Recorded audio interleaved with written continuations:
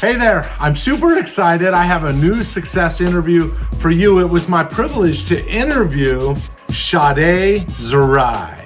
You already know. My passion and my mission to help you unleash your greatness within. My heart goes out to the underdogs that's on their way. If you think you can go from good to great, okay, let's motivate. GreatnessWithin.com. TJ Hoisington. GreatnessWithin.com. Oh, if you dreaming it, believe in it, work hard for it, and in the process serve others in a positive way.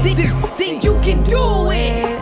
Yes, you see, Shadé, wow, she just wrote this new book titled Big Trust, Rewire Self-Doubt, Find Confidence, and Fuel Success. And that's exactly what she writes in the book, but it's exactly what we talk about in this interview. And yes, we go long, but I tell you what, every minute of this interview is gonna be good point. I'm telling you, it's so rich. It was great to have Shadé on the Unleash Your Greatness Within podcast. So just real quick, let me just share with you a little bit of her background so you have an idea of who you're about to listen to. Dr. Shadé Zahrai is a behavioral researcher, award-winning peak performance educator, and leading authority on confidence and self-doubt. A former corporate lawyer with an MBA background in psychology, she has designed and delivered transformative programs for Fortune 500 giants, including Google, Microsoft, JP Morgan, and McKinsey. Named one of LinkedIn's top voices for career development, Shadé has taught over 7 million learners on LinkedIn Learning. Wow. Her TEDx talks and viral videos have amassed more than 300 million views, and her work has been featured in the New York Times, Adweek, CNBC, and Yahoo Finance. I'm going to tell you what, this interview is awesome. You're going to want to listen to it and take your time as you go all the way through this. It was great to have her on the show. So without any further ado, let's jump right into the interview. Shadé, welcome to the Unleash Your Greatness Within podcast. Thanks so much, TJ. I am extremely excited to be here. Excited to have you. I have not stalked you. I don't stalk people, but I went on, watched a lot of your videos on LinkedIn and on YouTube and so forth. And I thought, wow, unbelievable content. Of course, obviously a lot of the things you write in your book, which people are going to love. I can tell you right now, I'll just let the audience know. She pours not only great information in the book, but a lot of great stories that make it real from her own life experience. So you really wrote a powerful book that someone could go through and go back through again and still get a lot out of it. So why don't we start with this, Shadé? Will you give us a little bit of your backstory? So I'm going to start what I consider to be the beginning, okay, good. Which is I was a young girl growing up in a Persian household. So my parents are Persian, my grandparents are Persian. We lived in Australia though, so we had the Western influence. Yes. But from a very, very young age, I grew up feeling like my value was associated with how I made the family feel. Whether I was there serving everybody when we had dinner at my grandparents' place, whether I was the first one up to wash the dishes after dinner. And it was just this internalized belief that I had developed from watching the role models around me, my mother, my grandmother. And so from a very young age, I had this internalized sense of value based on how I was performing for other people. And I've realized that became an ongoing thread throughout the rest of my life. So that was early years. Then if I fast forward to university. So when I finished school, I did really well. I performed really well. My parents had gotten divorced a few years earlier. And to help me deal with that, it was amicable, thank goodness. They're still friends today. But to help me deal with that sort of destabilizing experience, I threw myself into my schoolwork and the community at school. And so I was getting recognized and I was doing some great things. And then I got really great grades.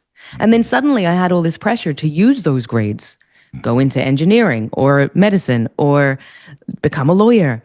And I just enjoyed people. All I wanted to do was psychology. But because I had all the pressure, I felt like I needed to make other people happy. So I pursued commercial law in addition to psychology. Yep. But even from that early on, when I was at university doing this thing because other people thought I should do it, I felt like the biggest outsider. I felt like I didn't belong. I had so much self-doubt.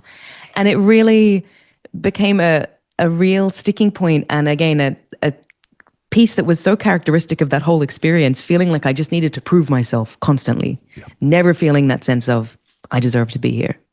And then that followed through when I started my first commercial or my first job outside of work, which was in the commercial law space, because I'd forgotten that I loved psychology and I just pursued law because everyone else did it.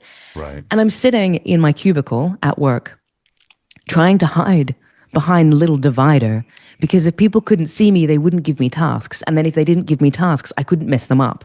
That was my logic. I was so convinced that I was a hiring error. Again, I didn't belong. I couldn't do it. That the anxiety started making me physically sick. So I started going to various specialists because no one could really diagnose what was going on with me. Went from specialist to specialist. Finally, someone said, oh, you're just intensely lactose intolerant. But I didn't think that was it. I thought there was something else. And I finally spoke to a holistic specialist who said, no, this is stress. This is anxiety. You need to do something about your environment. So I thought, okay, law is not for me. Let me move somewhere else. Now, I didn't know what that somewhere else would be. So I picked what I thought was an easy option, which was banking, because the banking environment in Australia really valued legal skills and legal education. So I was able to get a role in banking and finance in a top-tier firm or a top-tier company within Australia. And I thought that the self-doubt could just be left behind.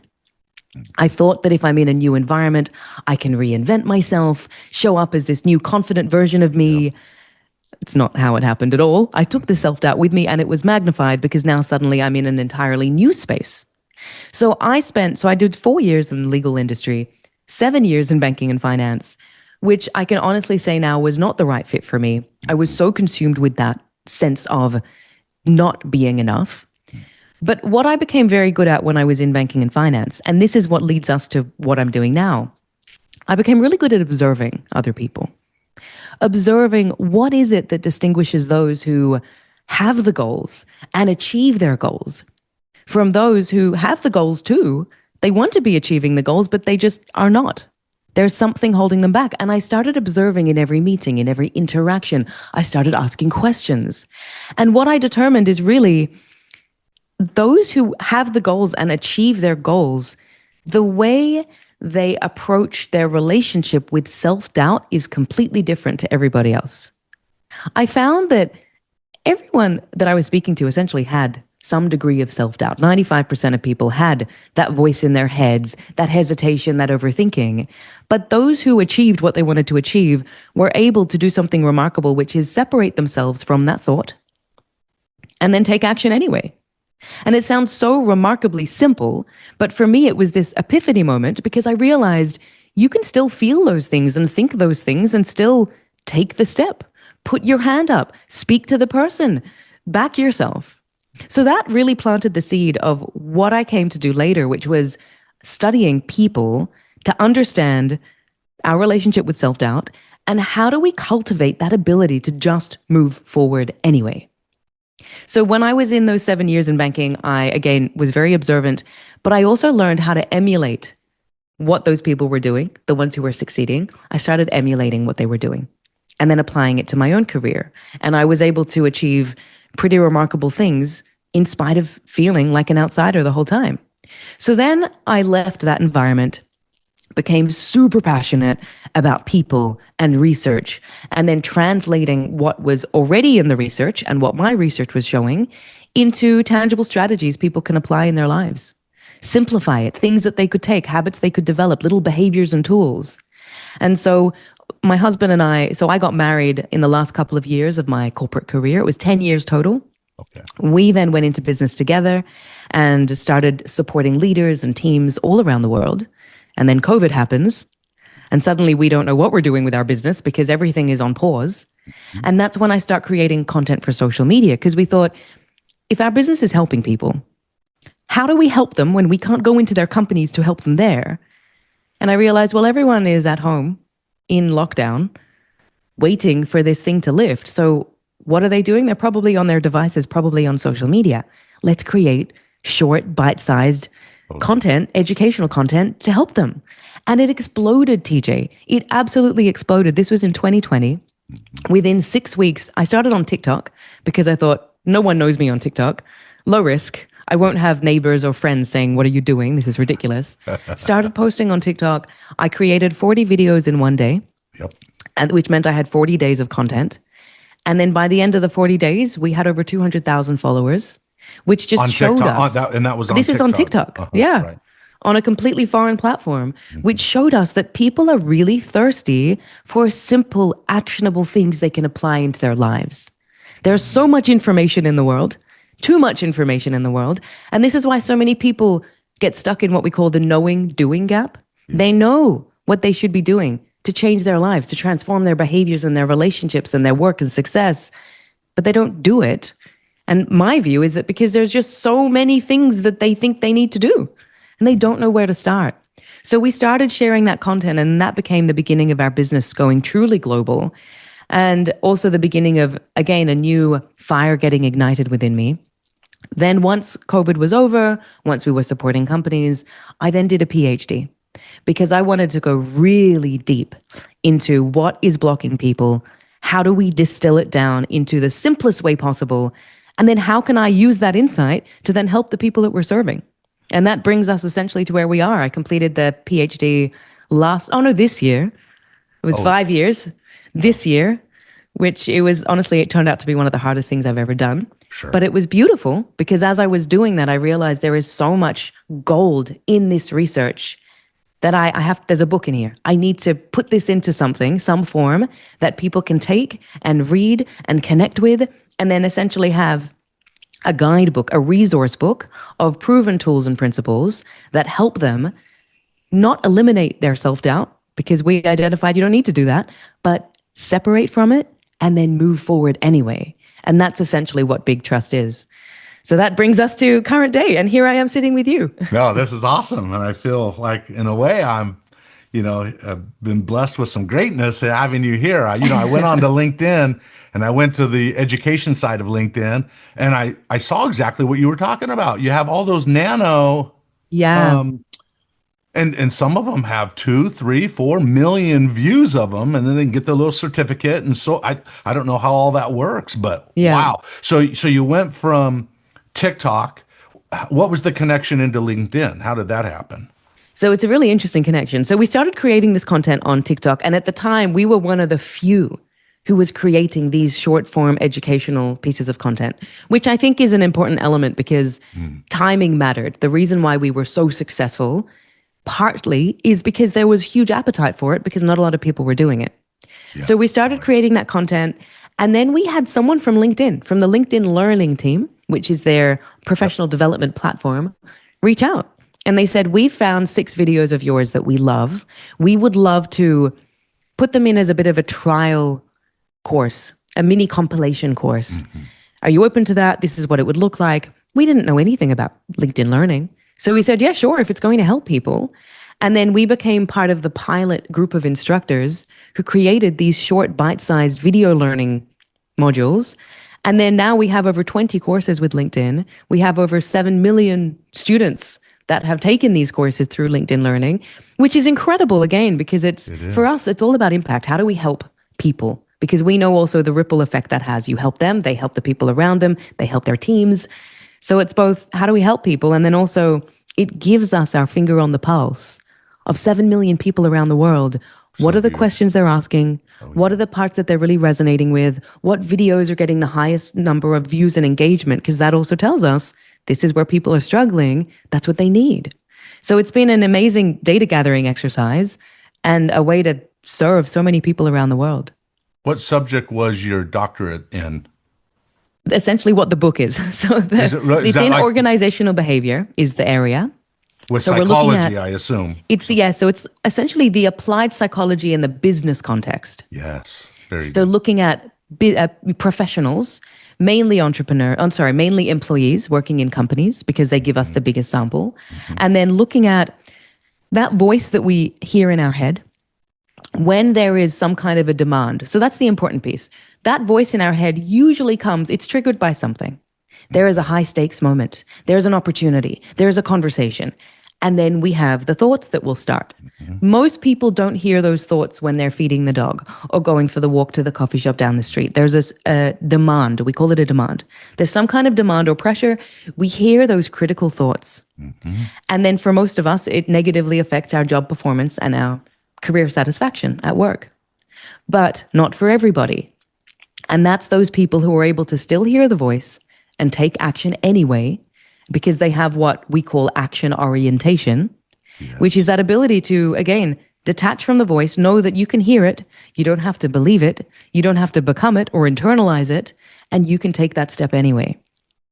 And then the next piece there is, okay, well, what allows someone to be able to detach from the voice and then take the next step anyway? Yeah, how and would that's you where a answer lot that? of Okay, go there. Because that's the next question. Let's do it. Well, because I remember when I'm in my 50s now, but when I started as a 15-year-old listening to motivation and Tony Robbins and Les Brown and Brian Tracy and so forth, and I wanted to be like them, right?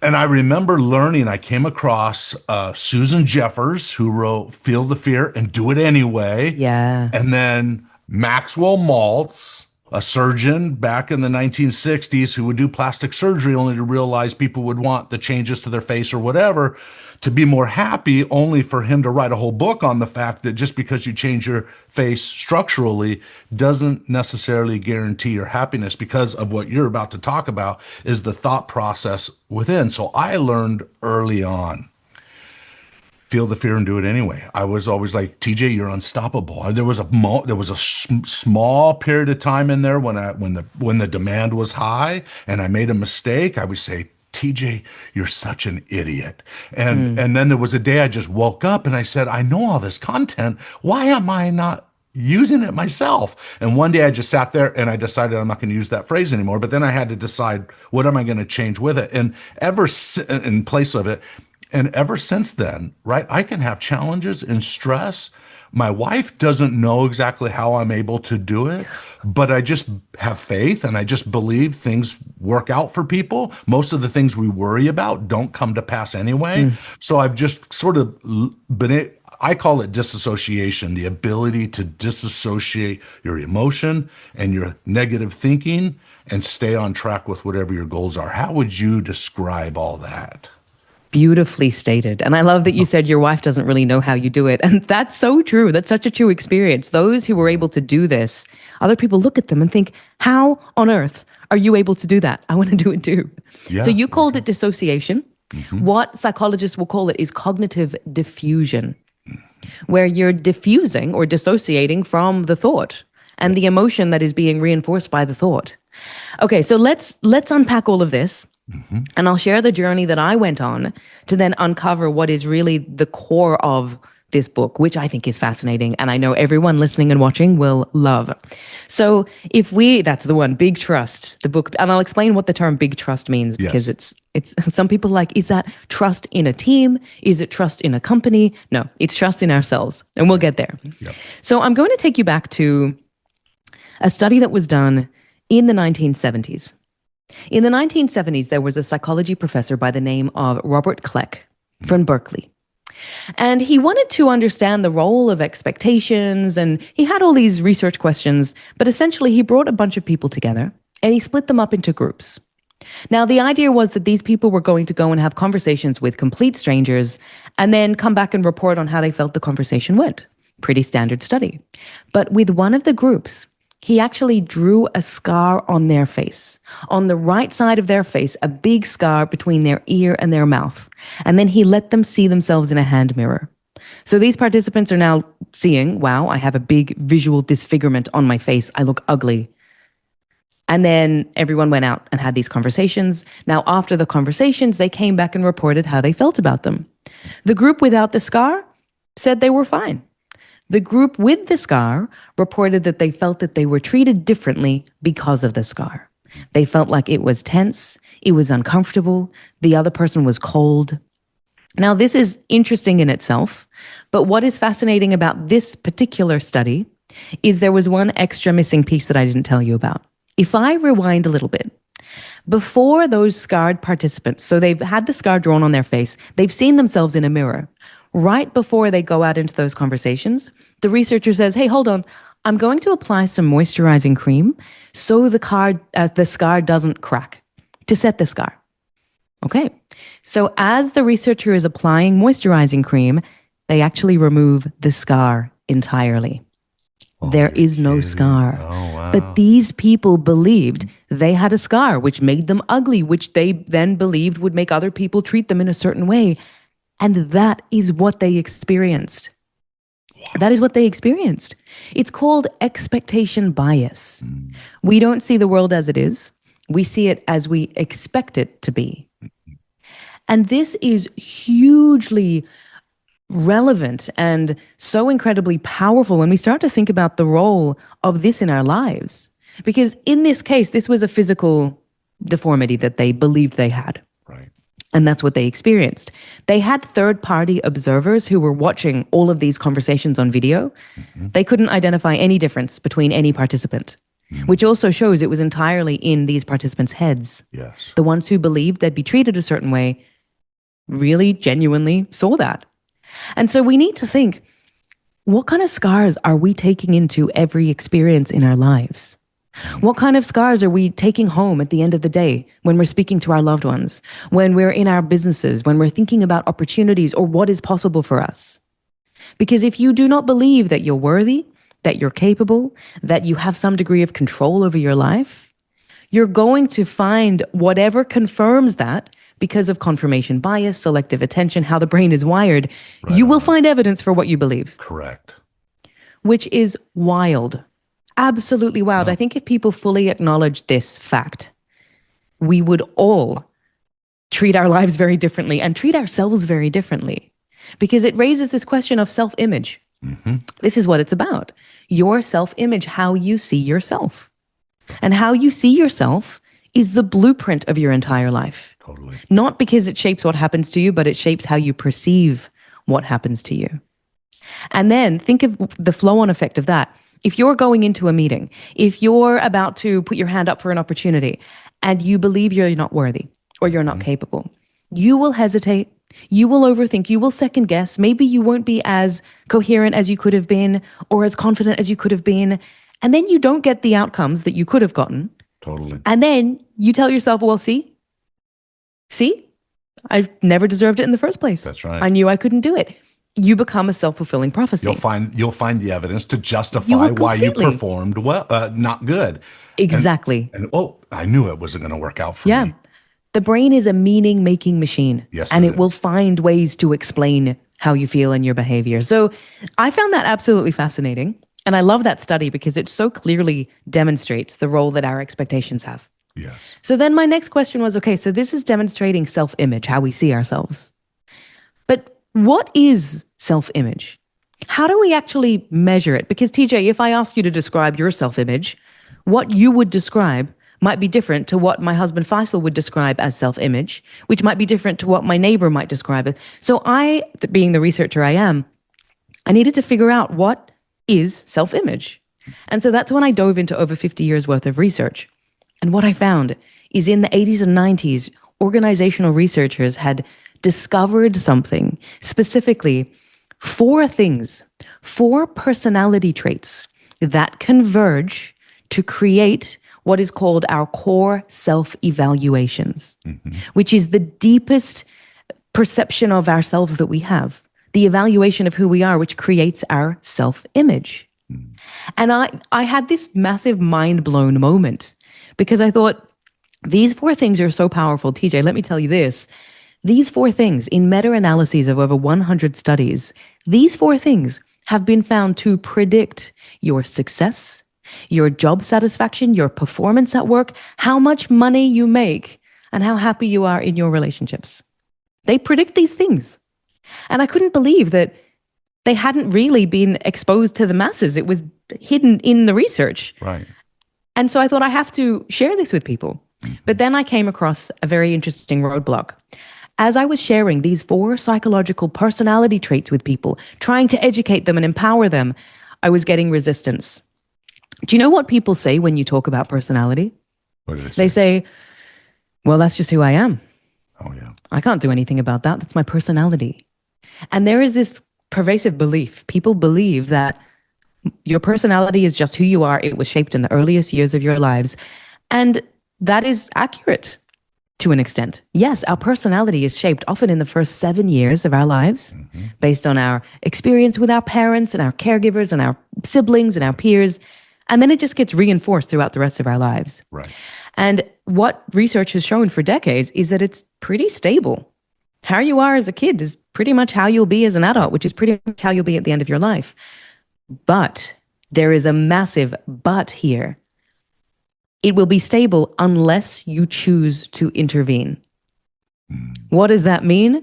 You can actively choose to change a part of your personality, but you have to actively, firstly, acknowledge, hey, I'm choosing to change this part. And then you have to apply proven techniques and tools and principles, evidence-based, that we know work. You have to apply them consistently over time. And that is how you can change your personality. That's why therapy exists. That's why behavior change programs exist, because you can change your personality. But still, people were stuck in this view of, well, no, it's my personality. I can't change it. I don't know. It was an excuse. So we realized, okay, if we're going to really empower people to acknowledge they can do something about who they are and change themselves and make them better to move forward and stop listening to the doubt, we have to change the way that we're referring to it. And that's where our research comes into play. So we now look at, rather than these 4 personality traits, we talk about the trainable part, the trainable capacity, the trainable attribute that helps strengthen each of them. And when we talk about that, suddenly people go, oh yeah, cool. I'm all for it. Let's do it. So we realize how you frame things is so incredibly important for how people receive things. So let's go through, why don't we go through these 4 things? These 4 things, I think, because you weave them throughout these 4 things you weave throughout the book. So, and then you dive multiple chapters into each one to help describe it, right? So you're calling these 4 things that we're about to tell the audience, you consider these personality traits or behavioral traits? Which one? So the literature refers to them, the personality trait underlying each of them is pretty stable, but you can choose to change it through these attributes. So what I'll do for everyone and for you, I'll talk about the attribute and then I'll talk about the personality trait that underlies it, so we can make the connection. And what I want everyone to be thinking about, everyone that's listening, and TJ yourself, what is so valuable about these 4 things is that depending on where you fall for each of them, it creates what we call your doubt profile. Yes. And so just like a Myers-Briggs or a DISC, you will have different levels of each 4 of them, which creates a bit of a profile or an archetype. And different archetypes have different lived experiences. In fact, at the end, I'll share one of the most common archetypes that we see, because I think a lot of people will resonate with it. So as I'm sharing these, just start to ask yourself, where do I think I am at this one, with this one? Is this a strength? Is this a weakness? And just for anyone listening as well, we have created a quiz with 12 questions that are in the book, but you don't even need the book to do the quiz. It's Big Trust Quiz. Yep, TJ's got them up. BigTrustQuiz.com. And then you can do it there, and then we'll give you a personalized report, which tells you which of your attributes are strong, which are weak, what it looks like. Oh, TJ, you've done it. I love it. We should explore your results when we get to the end. Okay, let's do it. Let's do it. Okay, these 4 things. Let's explore. The very first one is related to how much you accept who you are. Whether you fundamentally accept everything that you are. Now, if you don't accept who you are, you feel like you're never enough. Right. You feel like you're not enough. What does that look like? We have a number of habits and traits that we share in the book. So just so everyone knows, how I've structured it is I go through the actual attribute and then the psychology that underlies it, the trait. And then I cover 3 ways that it shows up when it's weak. Yes. Along with tools and techniques to actually improve them. And I'll share some of them as we go through. So this first one is self-acceptance. It's reflective of self-esteem. Yes. The personality trait of self-esteem, which is how valuable you see yourself as, how worthy you see yourself as. Now, when your sense of self-acceptance is weak, what happens is you fall into what's called the likability trap, where you feel like you need other people to like you in order for you to like yourself. You outsource your worth. You say yes when you mean no because you want people to be okay with you. You soften your opinions. You say yes when actually you don't want to be doing the thing because it's so important for you to make other people happy. Because if they're happy, you're happy and all is good. Yep. That's the first one. The second pillar or the second habit that we see here. Before you go there, there. So when I do executive coaching and we talk about self-acceptance, I don't know if you've run into this, that we usually find in one of our assessments that there's a balance between self-acceptance and self-improvement. Oftentimes people that have a high positive self-acceptance, sometimes their score for the self-improvement is kind of low, right? Now, an effective person is middle. They have high scores on both of those, the X and the Y's. And then you got people, which I find in our research, about 65% of the leaders that we coach, we find that they actually have a low self-acceptance. But guess what? That drives them, right? Yeah. That's what gives them purpose. To be hard on themselves drives them on a scale from 1 to 10. They're like a 10 on self-improvement. Therefore, they get the rewards for perfectionism. They get the rewards from going above and beyond, right? From burning the midnight oil and all of a sudden, but they don't realize it's a result of this low self-acceptance score. So what I try to do is try to raise the self-acceptance, but also keep the self-improvement also high. The balanced approach is what we find. So anyway, I just really resonated, and I can't wait for you to go deeper into it, is this whole acceptance things, because it has a lot to do with perfectionism and so forth. And anyway, I'm sorry to cut you off. Go ahead. No. This is fantastic. I love hearing from your perspective as well, what you're seeing, and completely aligned. So what we typically find is people who truly are high on self-acceptance, and when they're relatively high or strong with the other attributes, that's when it looks like not only self-compassion, but a drive to improve. Yes. So, and as you said, a lot of high performers, and in fact, the archetype I'll share at the end, that's super common in high potential, high performing people, they're very low on acceptance and it drives them. And yes, they achieve and they deliver, but they're always chasing that feeling of enoughness. That's it. And they never get there. And they spend their entire lives and it's so interesting when you think about what they've sacrificed on the way. Right. They sacrifice their families, their time with loved ones, sometimes their physical health, to reach the next pinnacle of what they think will bring them that satisfaction. And then they get there and they just shift the goalpost to the next one. And they're perpetually it's never good chasing. Enough. It's never good enough. And so you've got to ask yourself, what does success really mean to you? Is it just achieving the thing or actually feeling the fulfillment that should be coming with that? So yes, very interesting space. But acceptance is one that we find is not so commonly shared by men. Women tend to resonate more with this, but we find when we look at research, there's actually no clear gender difference between men and women when it comes to self-esteem and self-acceptance.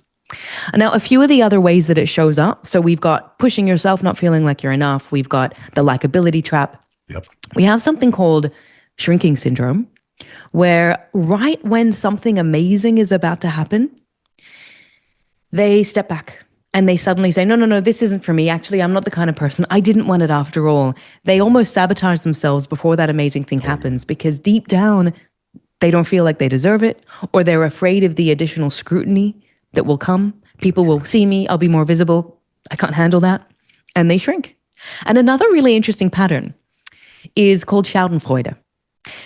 What does that mean? It's a German term. And it's that feeling that you get when you enjoy seeing someone else fail. When you enjoy seeing someone else mess up and you feel a little better about yourself, that's a sign of low self-acceptance.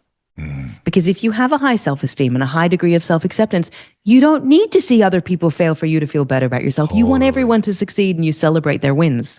Hey, since you're from Australia, is that the same as the tall poppy syndrome? Right? A little bit. It's so common. Yeah. Yes, no one wants to see anyone else succeed. They'll cut you down to size because everyone is more comfortable when everyone is one homogenous And instead of self-improvement and believing in everybody else, I'd rather just cut everybody else down so that I'm the tallest or I'm the highest. Exactly. And that's why a lot of really talented people end up leaving the country, like we did. We actually left the country. Oh, did you really? Yeah, we live on an island off the east coast of Thailand. Oh, perfect. Which is where I'm tuning in from right now. That's awesome. Okay. Yeah, it is. I bet it's beautiful. It's beautiful. It's beautiful and it's warm and we love it. Yeah, for We sure. love it. So that is our first pillar, self-acceptance. Now, I'll touch on a few. Well, TJ, you let me know what's better. Should I get through all four of them? Yeah, and let's then do all cover a let's, few for the tools? for the Okay. audience sake. Let's go through Great. and add as much as you want on each one, but let's Yeah. go through them. Yeah. Okay, perfect. So this is self-acceptance. Again, if you don't accept yourself, you're going to be hard on yourself when you don't achieve the standards you set. You're a perfectionist. You fear failure because you internalize what it means about you. You don't like receiving feedback because you take it personally. Again, because there's this big gap between where you could be in terms of full self-acceptance. And again, as you said, TJ, self-acceptance doesn't mean complacency. It's I accept who I am now, and I have the humility to know that this is where I need to improve. That's right. And I'm going to keep improving. And it's the best place to be. The dark side of having a low self-acceptance that I see is people become very, very defensive. Completely. If you worked hard on a project and then someone questions you, you snap, you're defensive, and so Yeah. forth. That's usually a self-esteem issue. Something's going on internally, the worthiness aspect of it. And you can change that by changing your self-image, by changing the way you look at the world, by the way you see yourself, and updating your belief system. Anyway, we can go really deep Exactly. into It's all called this. role identity fusion, what you're referring to. Role identity fusion, coined by Dr. Maya Shankar. We identify with our jobs. We identify with our deliverables when we don't accept who we are. So we get our sense of value from what we're delivering. But that's not who we are. That's not No, who we it's not. truly are. You know what I mean? Completely not. Okay, Completely. yeah. And it's one of the risks of having a single identity and not accepting yourself is your entire sense of value hinges upon how you're performing at work or in your business or with that project. And then you're not open to It's your constructive identity. feedback, Yes, criticism. that's Yeah. right. We see it so commonly. So that's the first one. That's acceptance. The second one, so that's a worthiness question. The second pillar, now bear in mind, these pillars of self-image also are drivers of self-doubt. Because if you're weak in any of them, if you lack them, that's where self-doubt creeps in. And just for everyone's awareness, the term that we've called the book, which is big trust, is that state that you enter when you strengthen your attributes or you acknowledge that, hey, I can be on a journey to strengthen my attributes. You detach from that self-doubt and you take that action anyway. Yes. You're able to fully trust in yourself. In fact, I'm going to just pause from the attributes because there's something important we need to cover here. TJ, if I were to ask you, without thinking about it too much, what is the opposite of self-doubt? What would you say? Confidence. 90% of people, without thinking about it too much, will absolutely say confidence. 5% will say purpose or clarity or some other things, and then 5% weren't paying attention. And then I we don't think get a response from I them. think go versus stop. Yeah, exactly. And that's what we associate it with, confidence. Now, what's really interesting for most people, I'm not saying you, TJ, because you would have a different definition of what confidence is. For most people, though, they have conflated confidence with a feeling of readiness or certainty. Yes. And so that's why they say, yeah, I know that I'll be ready when I feel confident. I need to feel confident first.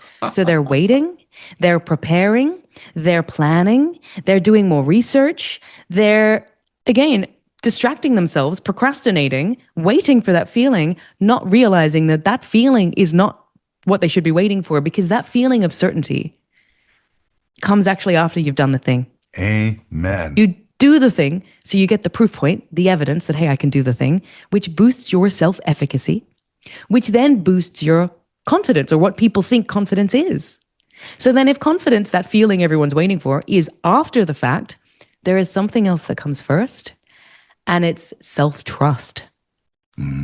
Self-trust is that full trust in yourself that I am worthy enough for this, I can do this, I have some degree of control over this, and I can handle the emotions that come with this.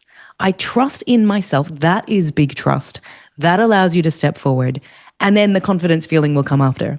Totally. That's one of the biggest misconceptions that we found that exists, is this misunderstanding of what confidence really is. I did a video not long ago called The Golden Rule of Confidence, which is don't wait till you feel confidence before you take action. Take action, action, and the confidence will come. That's Beautiful. the secret. Exactly. Yeah.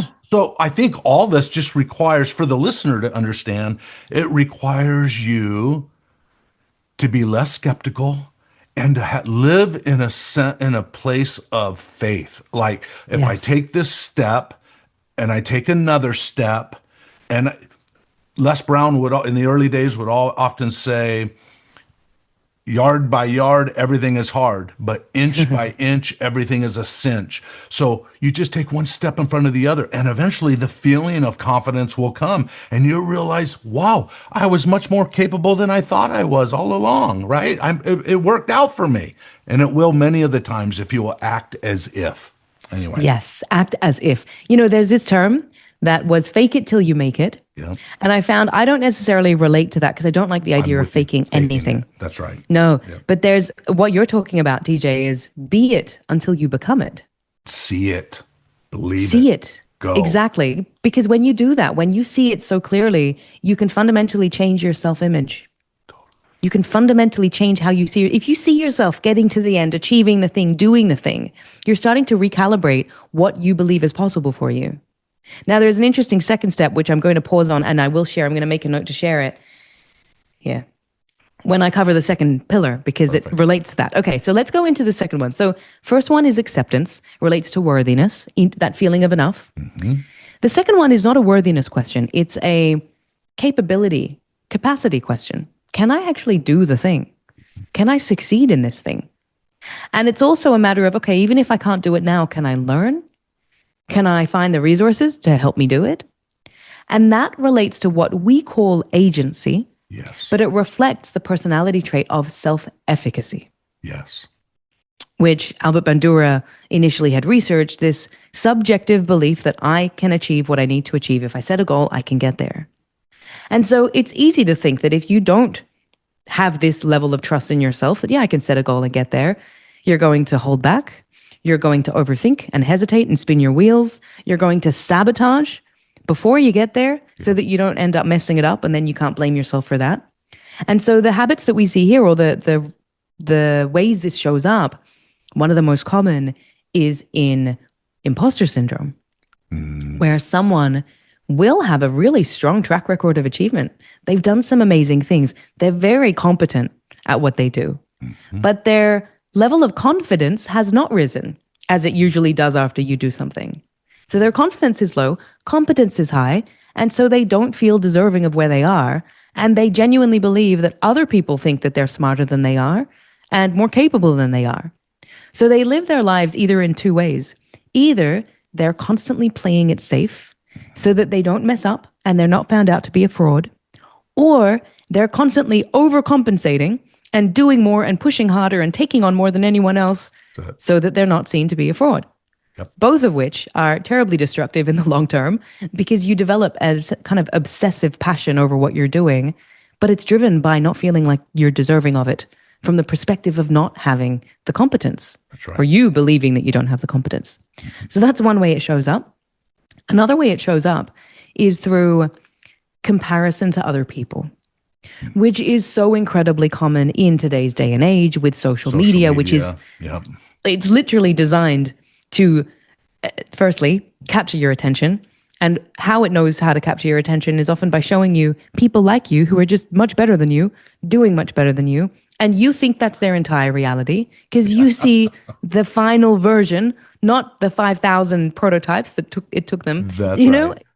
You know, one of the stories I love is James Dyson. So we have a Dyson vacuum cleaner. Love the good Dyson vacuum cleaner.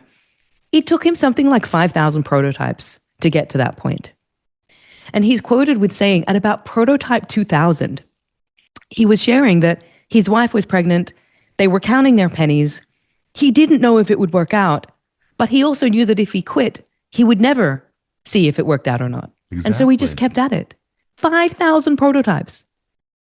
And it's an example of how it's so easy for us to look at someone's end state and forget the journey that they've been on. And when you struggle with agency, you will seek that out. You will seek out people who are ahead of you.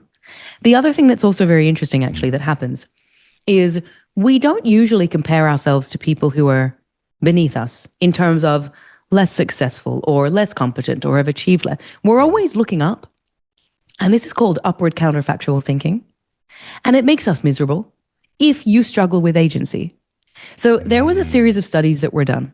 There was one in 1995, and it was replicated in 2021. And it was looking at Olympic medalists, gold, silver, and bronze medalists in individual competition. So we're talking about the, track, athletics, running, shot put, etc., but mainly swimming. And what they found is that the bronze medalists consistently seemed happier and more satisfied than the silver medalists. Now, you would expect someone who places second is going to be happier than someone that places third.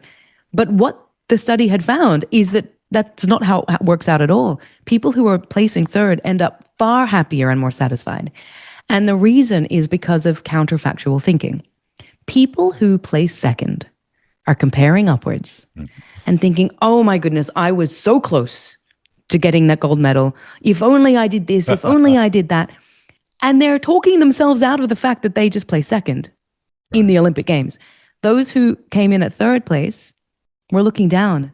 I almost missed out. I am so happy that I placed and I get to be here on the podium and get this medal for my country. Interesting. Okay. Completely interesting. Yeah. And it shows us that it's not what happens to us that matters. It's how we think about what happens to us and what we're comparing it to. So many people who struggle with agency and who struggle with the next attribute, which we'll get to, they're always focused on what they don't have. And they're comparing against people who have a lot more. More money, more success, more businesses, more houses, more cars. And that strips them of, firstly, that feeling of, hey, well, I can do it too. I can achieve what they've achieved. I can put myself forward for this thing. And it allows them to feel inferior. Yes. So that's one of the biggest challenges people in that space feel, or rather experience, is that they're constantly comparing themselves and then not feeling empowered to take action.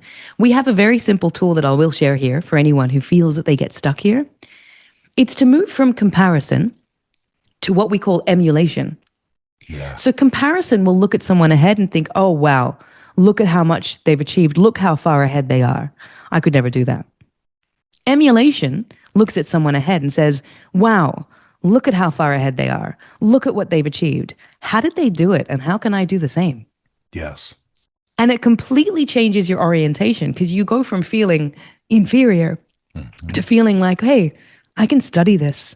I can learn from this. I can emulate figure this out. I can figure it out. If someone else shows can you do what's it, possible. I can do it. Right? Totally. I never wrote a book before, right? And then I thought there's other people on stage that I think I speak better than, and so forth. And I was comparing, but I thought I could never write a book.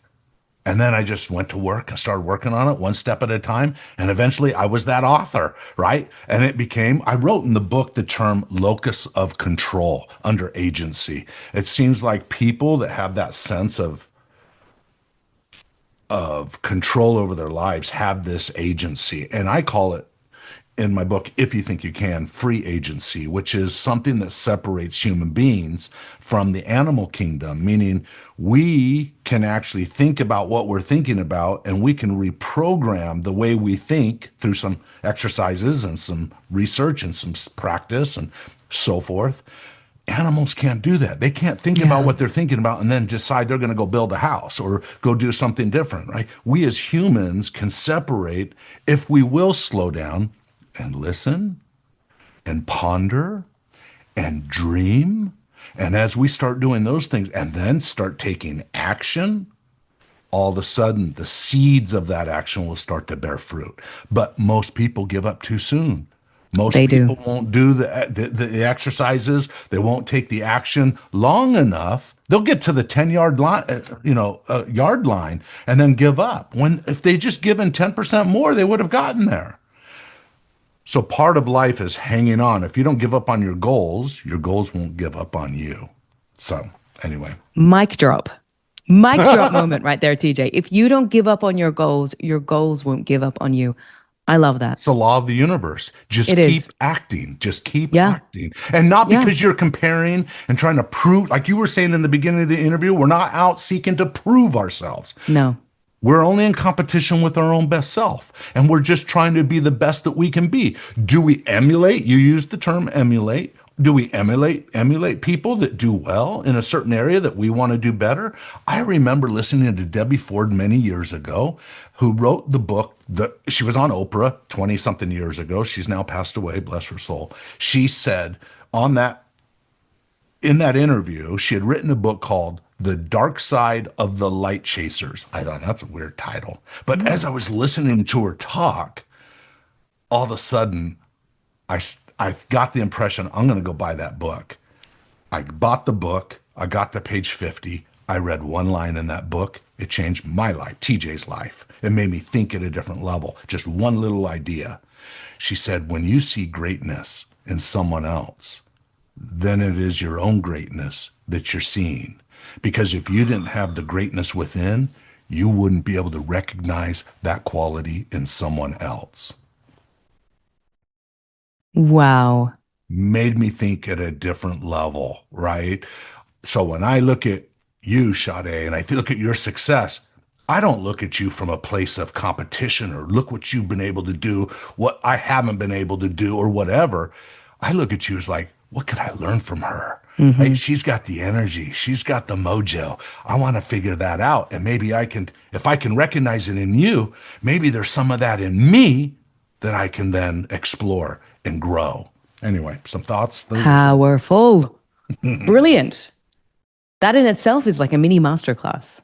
Don't shy away from other people's greatness. Recognize it and then channel it into your own. Of course, acknowledging that we're all different and be authentic to you. But there's so much we can learn from each other if we have that level of humility and willingness to put ourselves out there and learn and, again, expose ourselves to discomfort because growth is uncomfortable. Yeah, if you go out of your comfort zone, you're natural. It is normal to feel anxiety and tension feedback. So you're going to feel uncomfortable. But the people that succeed are those that I use the term disassociate, use the other term, is the ones that are able to disassociate those emotions and those anxiety feelings and stay on purpose, stay on focus, stay on the end game. And as long as they stay on the end game, eventually that what used to make them feel nervous and scared and unsure will become a whole different level of a comfort zone, right? What used to is no longer bothering them. You know, it was Mark Twain who said, do the thing you fear and the thing you fear will dissipate. But you gotta be willing to stand in that uncomfortable place long enough that you'll grow past those feelings. And eventually you will, as a human being. You will. Yeah. Absolutely. So I want to pick up on what you just said about this idea of discomfort because it beautifully ties into the next attribute. But before we go there, I did promise everybody that I would share a little tip or a little technique related to agency. So something you said earlier, TJ, which was so powerful, is that we need to be able to visualize the person that we want to become. You have to so clearly and vividly be able to see that person in your mind because that's how you tap into upgrading that self-image. That's the first step. There's a really interesting second piece, though, that a lot of people miss. And so what we found is a lot of people will have that view of who they want to be, and they think about it every day, and they're visualizing it, and they're trying to manifest it in their lives. And then they hit a roadblock, and it shakes everything they thought they knew about who they wanted to be, and then they start returning to that little box that they were in initially. And when we look at a lot of the literature on this, why is this happening? It's because when we get into the habit of only ever fantasizing about that future us, it saps our energy. It leads us to be less motivated. And when we face a roadblock, we crumble. And it's because we haven't yet, so we've seen ourselves in the state of who we want to be in the future, but we haven't seen ourselves yet putting in the work to get there. And this is where that important second step comes. Yes, know where you want to go, but then what we also encourage everybody to do, it's called inversion thinking. Think about everything that could get in your way. Every roadblock you could face, every internal blocker, external blocker, actually map it out. Now, some people say, no, I don't want to do that because then I'll bring it into reality. Not quite. Temporarily. If you only focus... Yeah, if you only focus on what could go wrong, okay, maybe, because you're magnifying all the things that could go wrong, which is why the second piece is so important. Map out what could go wrong, and then develop your implementation plan if it happens. Solutions. And then visualize yourself doing that, overcoming that, recovering. What this does, and I will share a story from Michael Phelps that embodies this, and I love this story. What it does is it shows you, okay, yes, I can be that person. And I'm also the person who goes through the hard times to get there. And it boosts your agency and your self-efficacy. But more importantly, what happens is when you face that roadblock, you don't scramble, you don't get stuck in overthinking, you don't experience the anxiety because you've been there before in your mind. You can just default to your mental training. You know what to do, you know how to handle it. So a real world example, Michael Phelps, one of the greatest athletes of all time. He was an Olympic world champion swimmer. In 2008, something really fascinating happened to him. And it's because of his practice of visualizing these things that he was able to succeed. Let me tell you what his coach said. His coach said that Michael was a remarkable visualizer, but he didn't just visualize success. He visualized everything that could go wrong in the race and then what he would do to overcome it. If his goggles filled up with water, if he slipped on the starting block, if he had a cramp in the middle of the race. He visualized himself working through that situation so deeply that it became ingrained in his nervous system. Now, in 2008, in the finals of the Olympic Games, in the 200-meter butterfly stroke, within 25 meters of him diving into the pool, his goggles completely fill up with water. He can now no longer see anything. He's swimming blind. But he reports later, he says, in that moment, I didn't stop. I didn't compare myself to the competition, which is what so many people would do. Oh no, they're getting ahead. He said, I just defaulted to my mental training. And I swam blind for 175 out of a 200 fly. I won gold and I broke a world record. That is what he was able to do because he had been there before. He visualized everything that could go wrong. That contingency he already played in his mind ahead of time and then figured out ahead of time what he would do in that scenario, is what you're saying. Yeah. Wow. Yeah. And that's the power of inversion thinking. In project management, in that world, they call it a pre-mortem. So you think about everything that could go wrong and what you would do. And when it comes to us, and especially this idea of manifesting and visualizing, that's the important middle step that helps boost our agency to allow us to always, with full trust in ourselves, say, yeah, I can do this. Right. I can do it. I believe, I trust that I can do it because even all the things that could go wrong, I know how I'm going to handle it if that comes up. Love it. Remarkably so powerful. Good. So good. So good, isn't it? You're so good. So good, yeah. So that's our second attribute. Now we beautifully move into the third, which is related to what you were talking about, TJ, this idea of discomfort, embracing discomfort. Now, the ability to embrace discomfort requires us to have a high degree of what's called autonomy. And what you also shared before, an internal locus of control. We focus on what we can control. Now, with autonomy, which is the third attribute, when it's low, self-doubt creeps in, but it's a very interesting kind of self-doubt. A lot of people don't even associate this with self-doubt. When autonomy is low, people feel like they don't have control over their lives. They feel powerless. And when that happens, there are 4 painfully familiar patterns that we see. The first one is complaining, nonstop complaining about everything. They have a complaint about the weather and about their wife and about their business and about the guy next. They cannot get out of the complaining mode. And we know every time you complain about something, you are reactivating the same parts of your brain that were active when the first thing happened. Because you're usually complaining about something that happened. And you're reliving these things in vivid detail, which is rewiring your brain to complain more and to notice more things that are negative.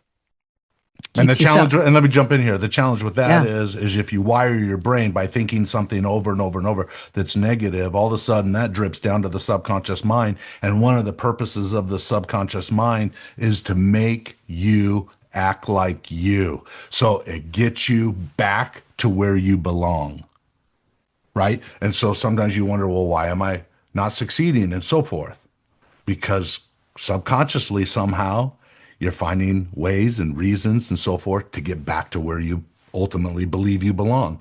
But that belief may not be true. That's not where you belong. It's just what you've conditioned yourself to believe or been conditioned to believe. I'm going to share a little story on that idea of where you belong. It's a short one, but it's a great one. So when we live on an island, excuse me, we live on an island. When we moved to the island, we wanted to bring a sense of tropical flair into our living room. So we brought a palm tree inside. We bought, a young palm. It was not very tall at the time. We put it in a pot and we asked the people who brought it for us, we said, how big will this palm tree get? And they said, well, inside, because it's in a small pot, 2 meters maximum. Oh. But if you plant it outside, it will just keep growing. Okay. It can grow extremely tall.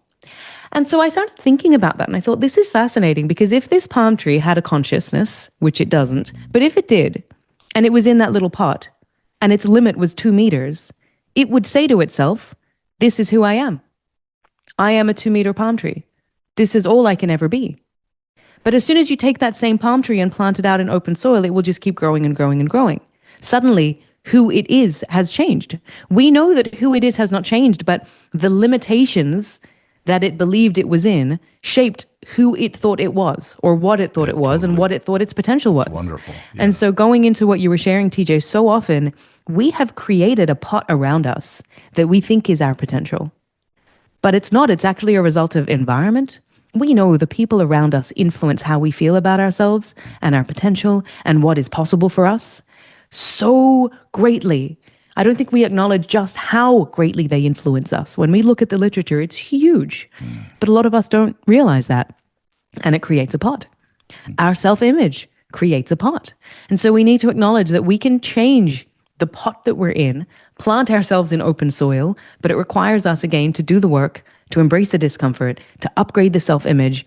And whenever we get pulled back into that old pot, we remind ourselves, no, I don't have to go back here. I can dissociate. I can practice that cognitive diffusion, separate from the thought or the feeling, and take that step anyway. Feel the fear and do it anyway. And that really, I think, is the secret sauce to what differentiates those who are fully successful and fulfilled from those who just stay stuck and are yearning. They want more. So going back to this third attribute, autonomy, this relates to, if you don't have a high degree of autonomy, you will complain, because it's easier to complain about something than to do anything about it. Yep. And if you don't believe that you're powerful, you'll just keep complaining. It gives you a sense of certainty because at least you're certain about the complaining you can do. So that's the first one. The second one is resentment. You tend to be very resentful of other people's success. Yep. It's not fair. Why are they further ahead? They don't deserve it. So you become very negative towards others and resentful. You blame other people and other things for things that may be within your realm of influence. But because you feel powerless, it's never your responsibility. It was never you couldn't take accountability. It's everyone else's fault. Yeah. It's because of them my life is like this. We hear this a lot with people who say, it's because of my parents. My parents didn't put me into music lessons when I was a kid, and that's why I can't play music now, which may be accurate, but the more you dwell on these things, the more you remind yourself, hey, I can't do anything about this. I am powerless, Right. which is fundamentally flawed. And then the fourth habit that we see here is people who tend to tell the same story about how they were hurt in the past, how they were wronged, how something unfair happened. And the first 2 or 3 times you hear them share this, you have a lot of empathy for them. By the 20th or 30th time you hear them say the same story, you realize they're just keeping themselves stuck. They get a kick out of sharing this story because they get that psychological reward of sympathy from other people. So this is what it looks like when you're low on autonomy, but you also stay in your comfort zone. You stay in your comfort zone. You might complain about how your life isn't better and how your work isn't better, and you could take action to change these things, but you don't, because you're staying safe. Because the way that you've been taught, or you've taught yourself to interpret discomfort, is, oh, this is not for me. Oh, this is too hard.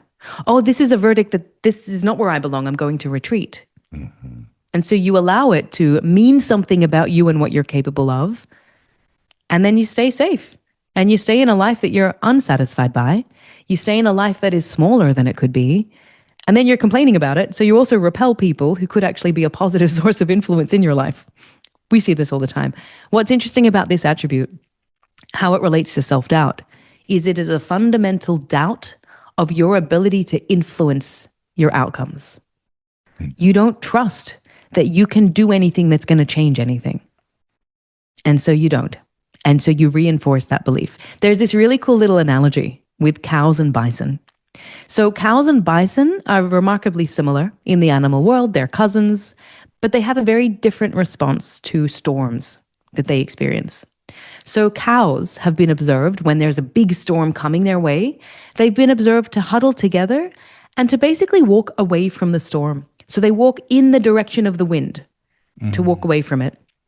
But then what counterintuitively happens is that by the time the storm eventually reaches them, they get the brunt of the storm. It's as bad as it could be. Bison, on the other hand, have been observed to walk towards a storm. They walk into the wind, which means they generally pass through the storm by the time it gets to its worst point, its most severe point. Oh. So they get through it faster and it's much easier for them. And I love this little analogy because we can use it to think about how we approach discomfort in our lives, challenges in our lives. So many people who are low on autonomy will try and run away. They'll avoid. They'll ignore it. Ignore the problem, maybe it'll go away. And then by the time it reaches them, it's as bad as it could have ever been. Whether it's a personal conflict, whether it's an issue in their business, whether it's a personal issue. Whereas those who have more of a bison mentality, they acknowledge this thing's going to be hard. Yes, I'm going to feel discomfort, but it's going to get me through. It's going to allow me to address it and deal with whatever it is. And I'm going to be stronger because of it. And that mindset is so powerful for them. So that's that idea of, okay, I'm not going to lean out of discomfort. I'm going to lean into it. I'm going to acknowledge that that feeling of discomfort is my brain acknowledging that this thing is going to require more cognitive energy. The function of the brain, if we really strip it down to its simplest form, the brain is there to make sure the rest of the body does what it needs to do to keep us alive and using the least amount of metabolic energy. Yep. The brain is fundamentally lazy. It doesn't want to do much and it wants to keep you alive. Okay. Mm-hmm. So when you're experiencing a discomfort, something that is uncomfortable, your brain knows, okay, this is going to cause a lot of energy. I'm going to have to expel a lot of energy here. It's going to be easier if I keep you safe. So let me just magnify all the things that could go wrong. And I'll just tell you that this is not for you. So you stay safe so I don't have to do anything. Love it. And when you realize that your brain is just lazy and wants to sit on the couch all day, you don't have to listen to it. You can say, okay, brain, I know that's what you want to do, but I'm overriding you right now. I'm shifting my attention to what I can control. I'm going to take that step. The other thing with discomfort, which is so cool, is that when we're in that state in the brain, it can activate or trigger neurotrophic factors, which are essentially proteins that help us learn new things and create new neural pathways. Because learning generally comes as a result of discomfort. Yep. There's some kind of friction and we persist and we learn. And then as you said earlier, the more you do that, the easier it becomes because what's happening is that pathway in your brain, the neural pathway, gets quicker and quicker because if anyone's interested in the real neuroscience of what happens, there's like a fatty layer that surrounds the neurons. Mm-hmm. When you have a pathway that is repeated many, many, many times, this fatty layer gets fatter and thicker. Yep. It's like a hot dog, right? The bread becomes thicker. So that electrical signal can pass super quickly. And that's how something becomes more of a default, more of a habit. And a lot of our thoughts, this is so interesting, a lot of our thoughts are just patterns that we have repeated in our mind so many times that fatty layer has become very thick. And so we have a default thought. But that doesn't mean we need to believe the thought. You don't have to believe everything you think. You don't have to accept everything you feel. You can question it. You can take that step forward anyway. Dispute it, right? Dispute Replace it. Yeah. Exactly. So that's autonomy. The mind likes what's the same, but it learns from what is different. Beautifully said. It's not me that said it. It was Richard Bandler back in the 1970s. Well done, Richard Bandler. Yeah. He said it. I was like, that makes so much sense. It's easy to do what we've always done. The problem is you'll keep getting what you've always got. Exactly. I love that. Versus, hey, if I try it and it feels uncomfortable, and I tried again and it's uncomfortable, and I tried again because my vision is bigger than the pain, right? So that's going to drive me. That's going to make it a little bit more easy to continue through the painful periods if I have a big vision for it. But eventually, you'll get through it and you'll wonder why did that feel so painful in the past, right? You become a new person, and it all starts right here. It does. We call that a micro bravery. So when we look at phobias, you know how, do you have any phobias? TJ? No. Okay, fantastic. So phobias, I mean, a common one people have is arachnophobia, spiders. Right. And so when they're looking at treating this phobia, what they'll do is they'll bring a person in, they will have a spider maybe on a photograph on the wall on the other side of the room. And the person will be sitting there and they'll look at the spider and they'll feel, oh, the spider's there. And they sit there for long enough until they realize, okay, nothing's going to happen. The spider's not coming towards me. They desensitize themselves to the picture of the spider. Next step is, okay, it's actually now a video of a spider. Oh, the spider. They sit there for long enough until they desensitize themselves from the video. Next step is, oh, it's a spider in a cage. Same thing happens. Next step, the spider in the cage is on their table and they're looking at it. Next step, they've got the spider on their arm. It's a process of what's called systematic desensitization of the brain, where when you do something enough times, your brain suddenly realizes, oh, I'm okay. I didn't die. It's not the end of the world. And you develop a level of resilience towards that thing. And so we can take that same principle to discomfort. People who are the happiest and the most successful, when you speak to them, one of the common threads is that they love discomfort. They embrace it. They lean into it. They don't allow it to be the thing that stops them. And that's one of the secret sources of their success. And TJ, no doubt yours as well. It's that you don't allow that feeling, that thought to block you. You do it anyway. Now, of course, there is a difference between diving in head first when you can't swim versus starting by going in the baby pool and then going a little bit deeper and a little bit deeper. Totally. So we always encourage people to set micro braveries, which means something really small That's and great. achievable. That's a good Get piece the of dopamine advice. hit. Yep. Then once you do that, so something we find it's really common in leaders, which we never would have thought, is social anxiety at networking events.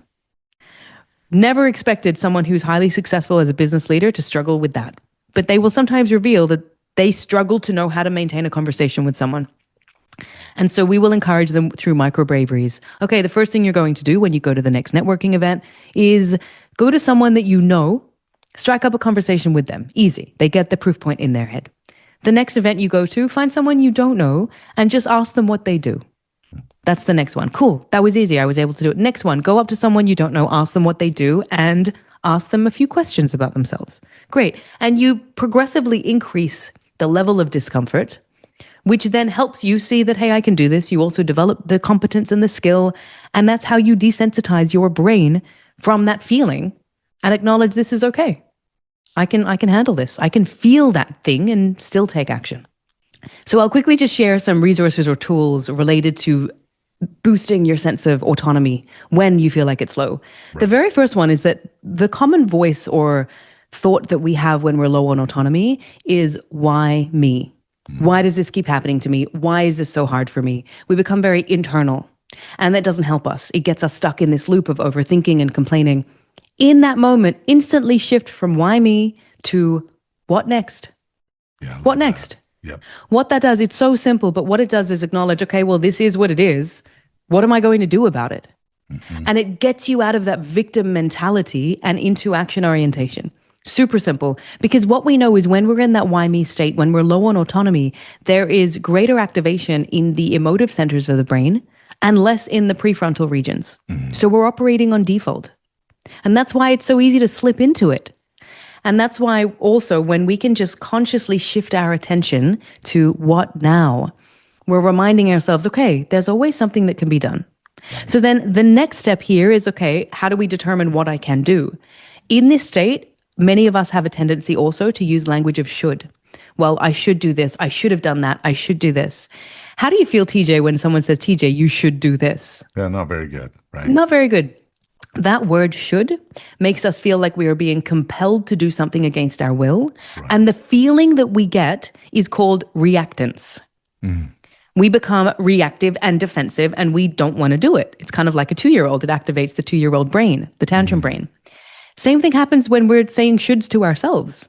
Yeah. We experience that resistance. So I encourage people to drop the shoulds and instead create an I could and an I will list. What does this mean? Grab a physical paper and notebook. I'm a big fan of the physical. Draw a line down the center. So you're creating 2 columns. On the left, the title of that column is I could. This is your I could list. Write down everything you could do.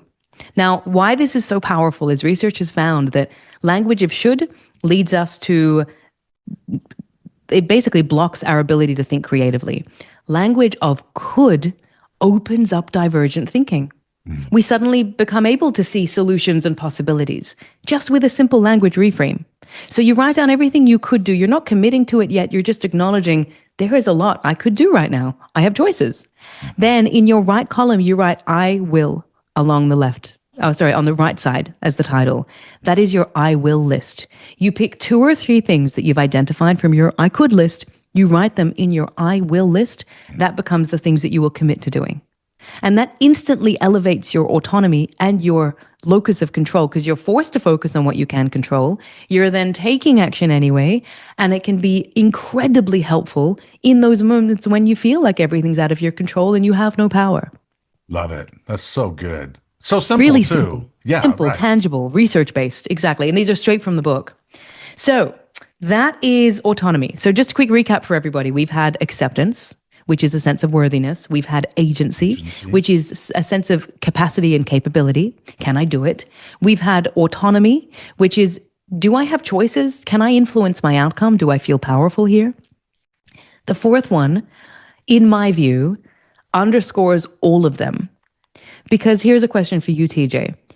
Think about the last moment you had a lot of self-doubt.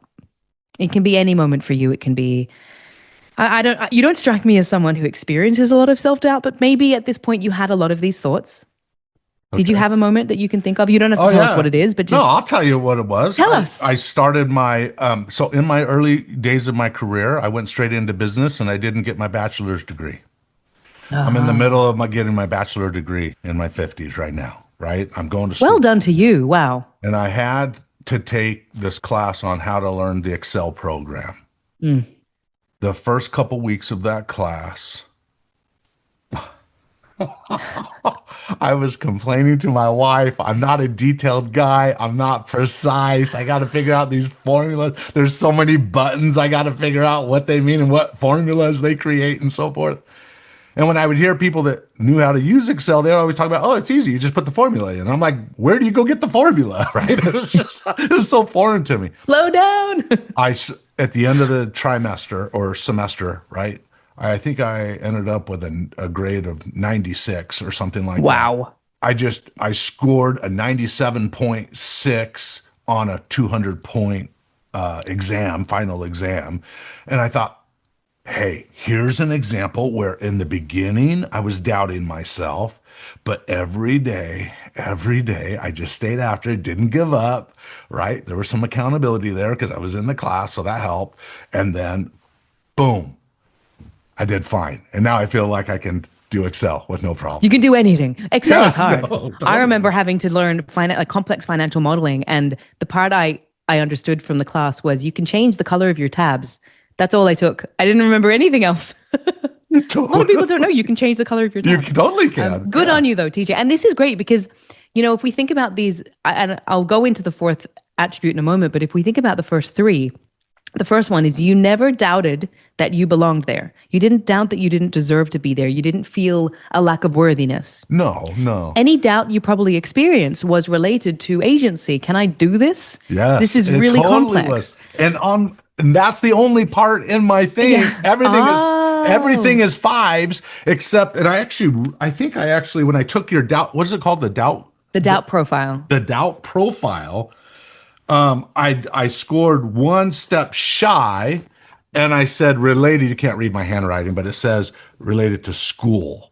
Oh, right? Interesting. And that was specifically in the Excel program, because when it came to the communication stuff that I was learning, mass communication and so forth, I could do all the week's assignments in 7 hours when it's supposed to take 9 hours. That will just come off my brain easy, but it stretched me. And so I just put that there so I was keeping myself real, but I think I scored. Amazing.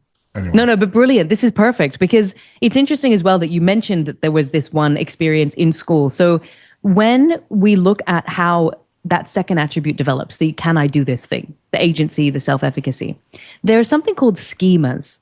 Yes. This is kind of getting more into the psychology space, right? So templates in our mind that we develop based on an experience that we have.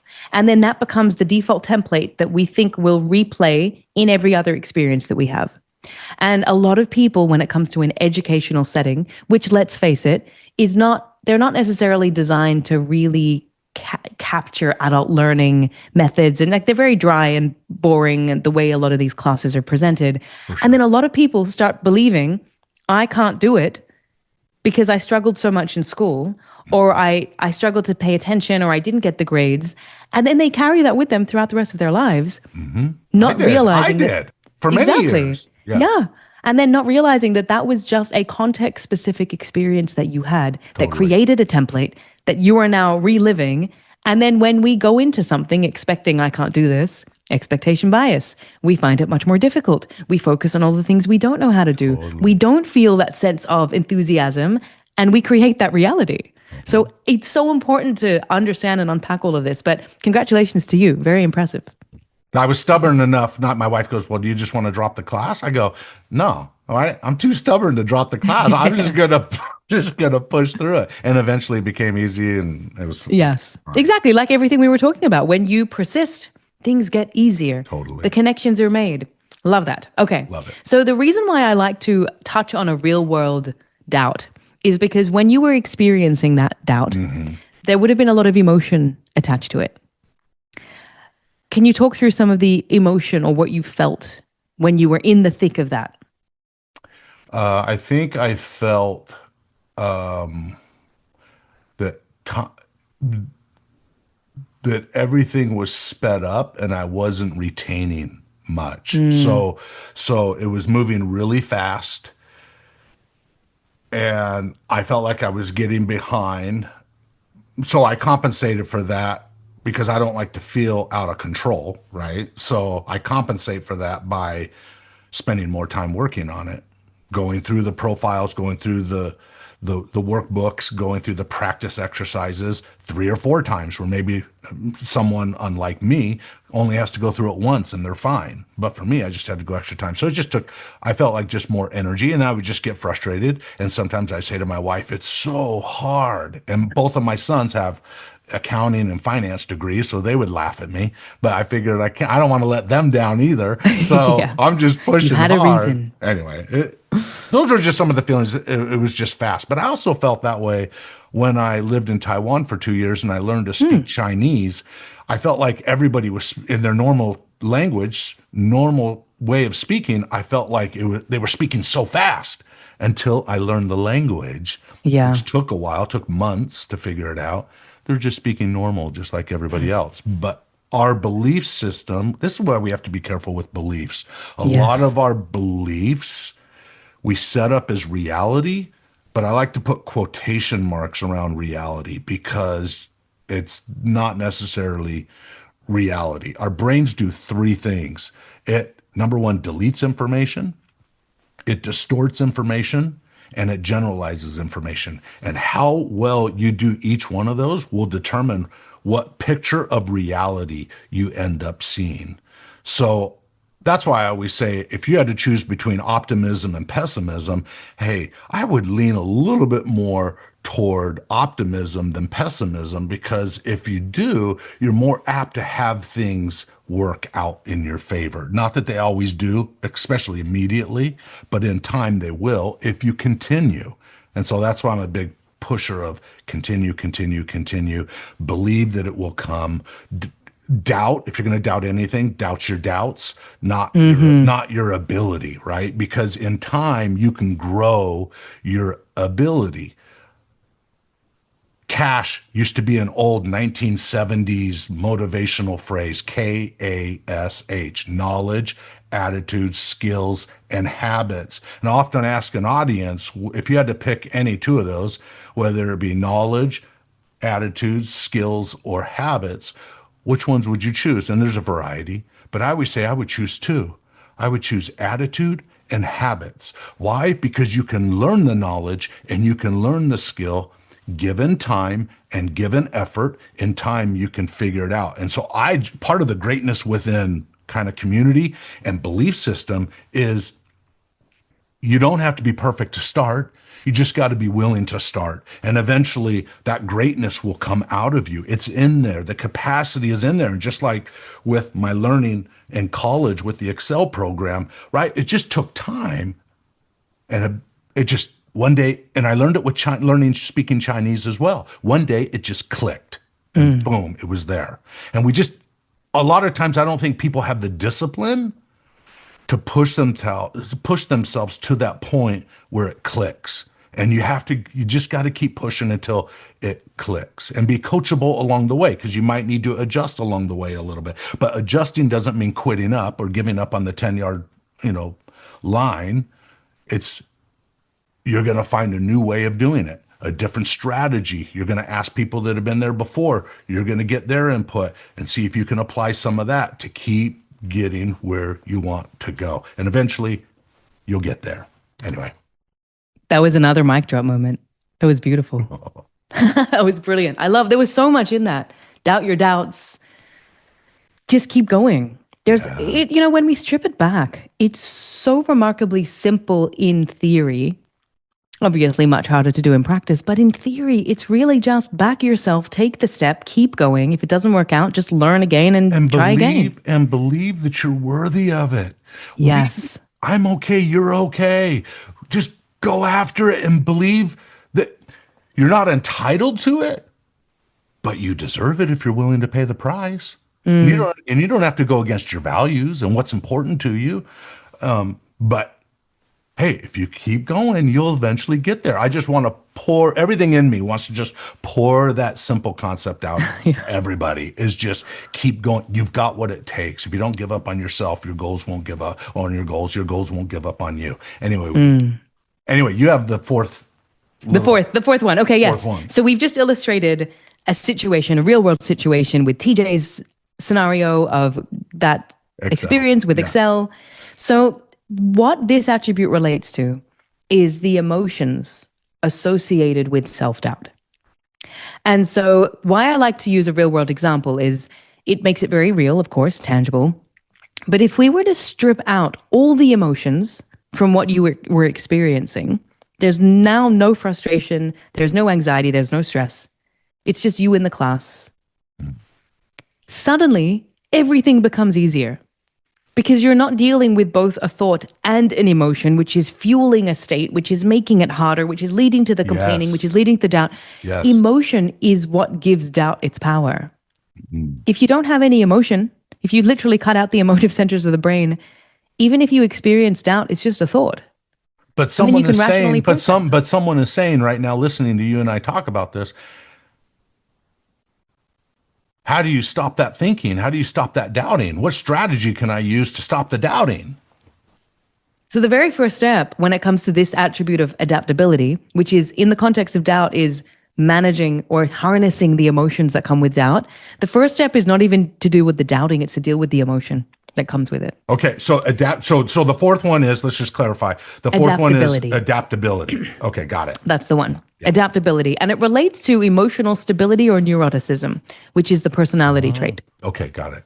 And so it's important to acknowledge some people, biologically speaking, just tend to be higher on neuroticism. They are more highly strung. They experience anxiety more strongly than others, and others are much lower. Yeah, so we do have a set point. But I don't stress very easily. That's brilliant. Yeah. It's great. I'd always say people who are lower on neuroticism just generally have a slightly easier life. Yeah. That doesn't mean the rest of us are doomed. Well, I would always say to my wife, if people want to be happier, just lower your standards. And then I would say, wait, okay, I got to think that out. Let's be clear. You're not going to lower your standards in terms of a goal and accomplishing something great, because only people that hold themselves to a high standard get to that next level, right? It's the 10,000 hour rule or whatever, right? They get to that level. But in terms of life living, most pain in life is caused by you talked about it earlier, expectations not being met, right? So sometimes we set standards for ourselves and for others and for outcomes. And when we don't meet those standards, we start beating ourselves up. We can help ourselves on a daily basis be happier of just stop expecting so much in terms of just life living, right? When you're going after a goal, I write in my books, you got to raise your standards, right? But that's specific toward a goal or an aim. But normal living, don't sweat the small stuff, is what I'm trying to say. Anyway. Don't sweat the small stuff. Gosh, the amount of time people spend sweating the small stuff. They do. Oh, and it makes everything more difficult. So with adaptability. Adaptability, yeah. If you want to get better at managing your state, I mean, there is so much that exists in terms of, fundamentally, we need to acknowledge there is a emotion hygiene level here, which is make sure you're getting enough sleep, you're eating well, you're drinking enough water, you've got the nutrients going into your body, you're getting the exercise. Good. So many people overlook that. They're focusing on the strategies and what science says, and they're not even sleeping as they need to, and they're wondering why it's not working. Yep. You got to make sure you're prioritizing the important things. And then when it comes to experiencing an emotion, what we know from science is that when you label an emotion, you actually label what it is, it can reduce activity in the amygdala and the fear center. What does that look like? So initially, I thought it was a matter of just saying, oh, I'm stressed right now. Oh, I'm anxious. Oh, I'm frustrated. And that's only half the picture, because there is a risk with doing that. And that's what a lot of us do. We will say, I am negative emotion. Yeah, right. But when we say I am, whatever comes after it is almost taken by us to be a form of identity and fixed. So when you say I am Fixed, anxious, as in immovable, fixed. immovable, Yeah, right. not temporary, something that is a permanent state. So when you say I am anxious, you start to feel like you have lower autonomy to change that. You start to feel this is just who I am. And that's not helpful for us at all. So what's really valuable is to practice, again, that idea of cognitive diffusion. You separate from the thought, you observe the thought, you notice the thought, which means actually saying to yourself, I'm noticing feelings of anxiety. I'm holding a lot of anger right now. And just that in itself reactivates the prefrontal regions, quietens the emotive centers, allows you to get a little bit more clarity. And then your next question could be, what is the reason for this? What has triggered this state? What has been the stimulus for me to feel this? Oh, it's my workload. Oh, it's that I have an important call coming up. Oh, it's this. Oh, it's that. And that gives you data to then ask, okay, well, what can I do to help deal with the stimulus? Yes. Because that's going to help you then manage the emotion. So that's the very first step. It's acknowledging you don't have to become the emotion. You can notice the emotion and then determine, okay, what do I do with this? The second piece here is you don't have to actually accept an emotion for what it is. What do I mean by that? You can reinterpret it. So the brain is constantly making sense of what happens to us based on the information that it has available to it. So TJ, if you're sitting in the audience about to watch your favorite band, who is your favorite band? Do you have a band that you'd like to see in concert? When I was younger, I listened to the Beach Boys all the time. Okay, the Beach Boys. Oh, Beach Boys are great. They always make me happy. Totally. So let's say you're young, you're sitting in the audience and the Beach Boys are about to come out on stage.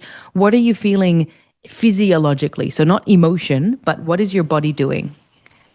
No, I don't know. I guess just enjoying the music, the sound, Yeah. the vibe I'm feeling. And your heart rate would probably increase. It would increase. I would sing along, likely. Yeah. And then I would probably picture whatever they're singing about, whether it's Surfer Girl, whether it's Surfing USA, the beach and the palm trees. I would imagine this California vibe, if you will. Or You'd be Australian totally vibe. in the moment. Yeah, Australian vibe or the island vibe. The island, yeah, right. So in that moment, so right before the Beatles were to come out, you would be getting excited, your heart rate would increase, your body temperature would increase, and because you're interpreting all of that as excitement, when they come out, you're able to enjoy the moment. Be with them, visualize the lyrics, and just sing along. Correct. Those same physiological experiences, the heart rate increasing, the body temperature rising, the increased internal energy, they are mirrored when you're in a high-stakes situation. When you're in a stressful situation, you actually will experience very similar things in and on your body before your brain has time to make sense of them. Your heart rate will be increased. Like when you were in that class doing Excel, you would have had an elevated heart rate. Your body temperature probably would have been raised because of the frustration, internal energy. But my interpretation of that was negative versus positive or can do. Exactly. Because your brain is looking at the contextual cues, the environment, and determining what emotion do I slap onto this feeling. So what that tells us then is, okay, the brain is making meaning. So researchers from Harvard, it was Alison Wood Brooks, she wanted to determine whether you can change the meaning given to an emotion just by relabeling the emotion. Yeah. So she brought people together, split them into 3 groups. One group has to sing in front of people they don't know, sing in front of strangers. The other group is doing a maths exam. The third group is giving an impromptu speech in front of a panel of adjudicators. These are all anxiety-inducing situations.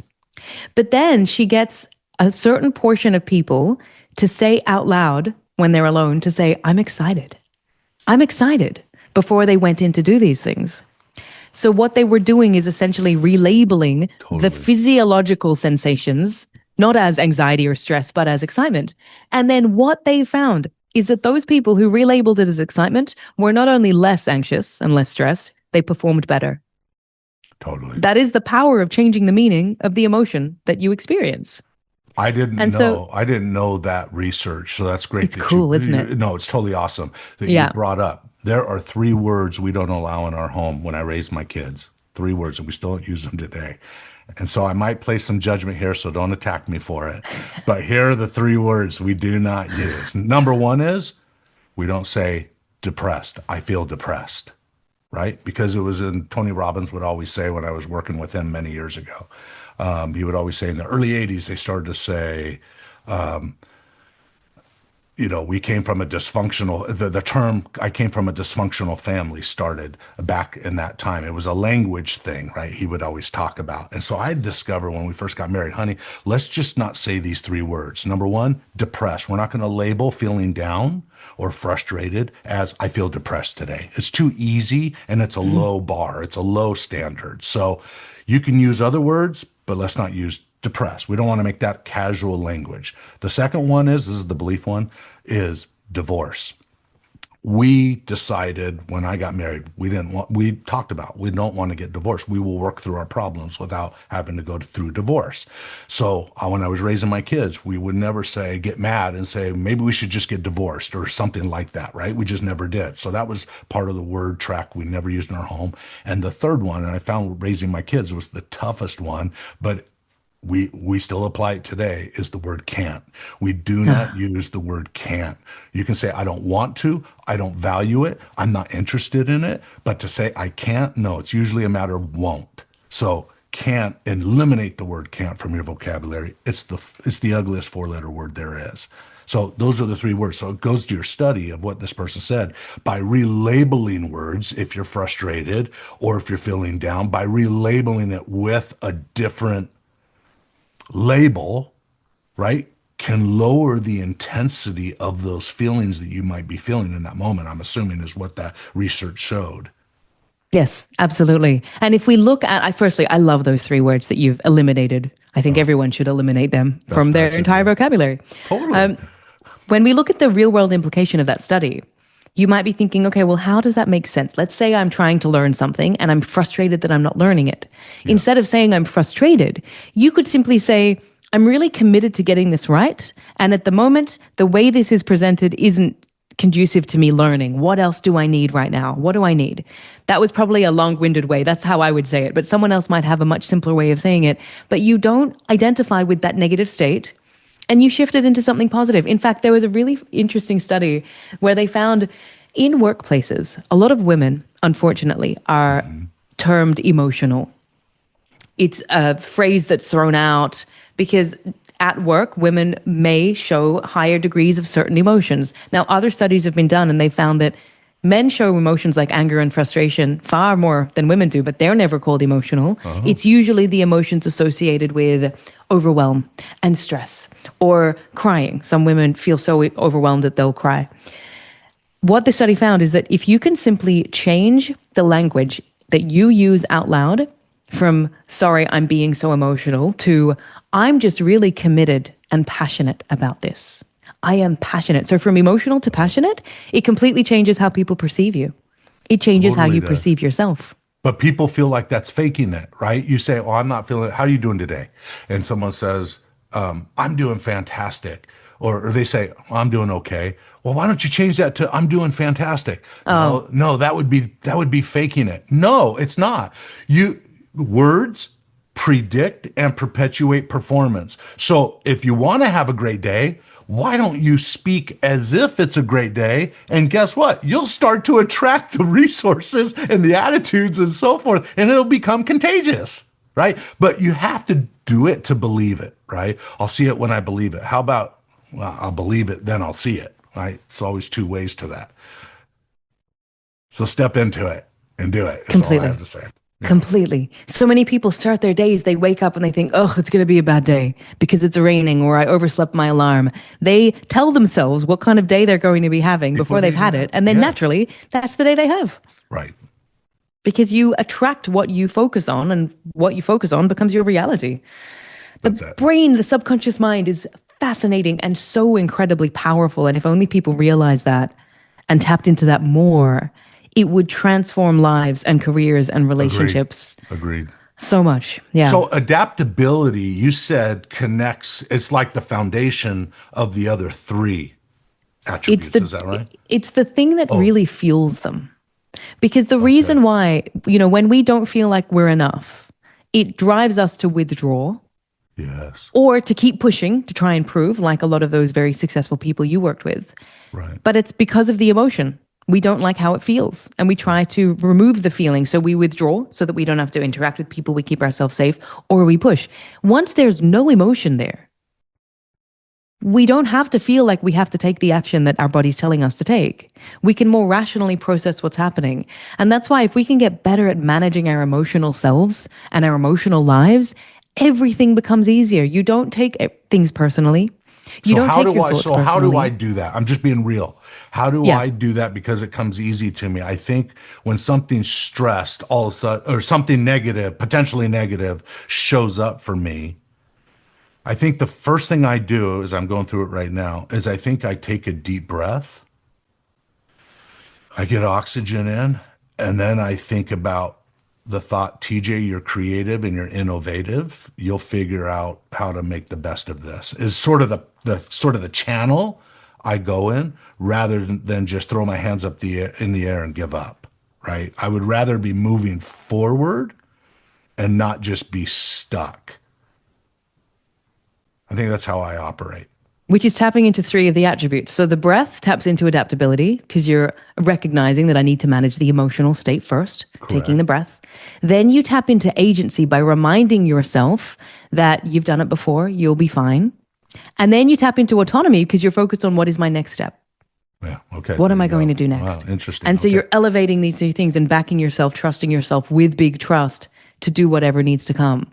So yeah, you already have the book down. That's how you've been living your life, TJ. No, but you have so many rich stories in here. And, there's a lot in there. There's a lot, but it's not a hard read, right? I think it's an enjoyable read, actually. I wrote it so that someone like me who struggles with reading books can still read it. Do you really? I do, because I live such a high octane life that sometimes just sitting down and reading, my mind goes into overthinking mode. I'm thinking about what's next. And so I have found it difficult to read a book from beginning to end.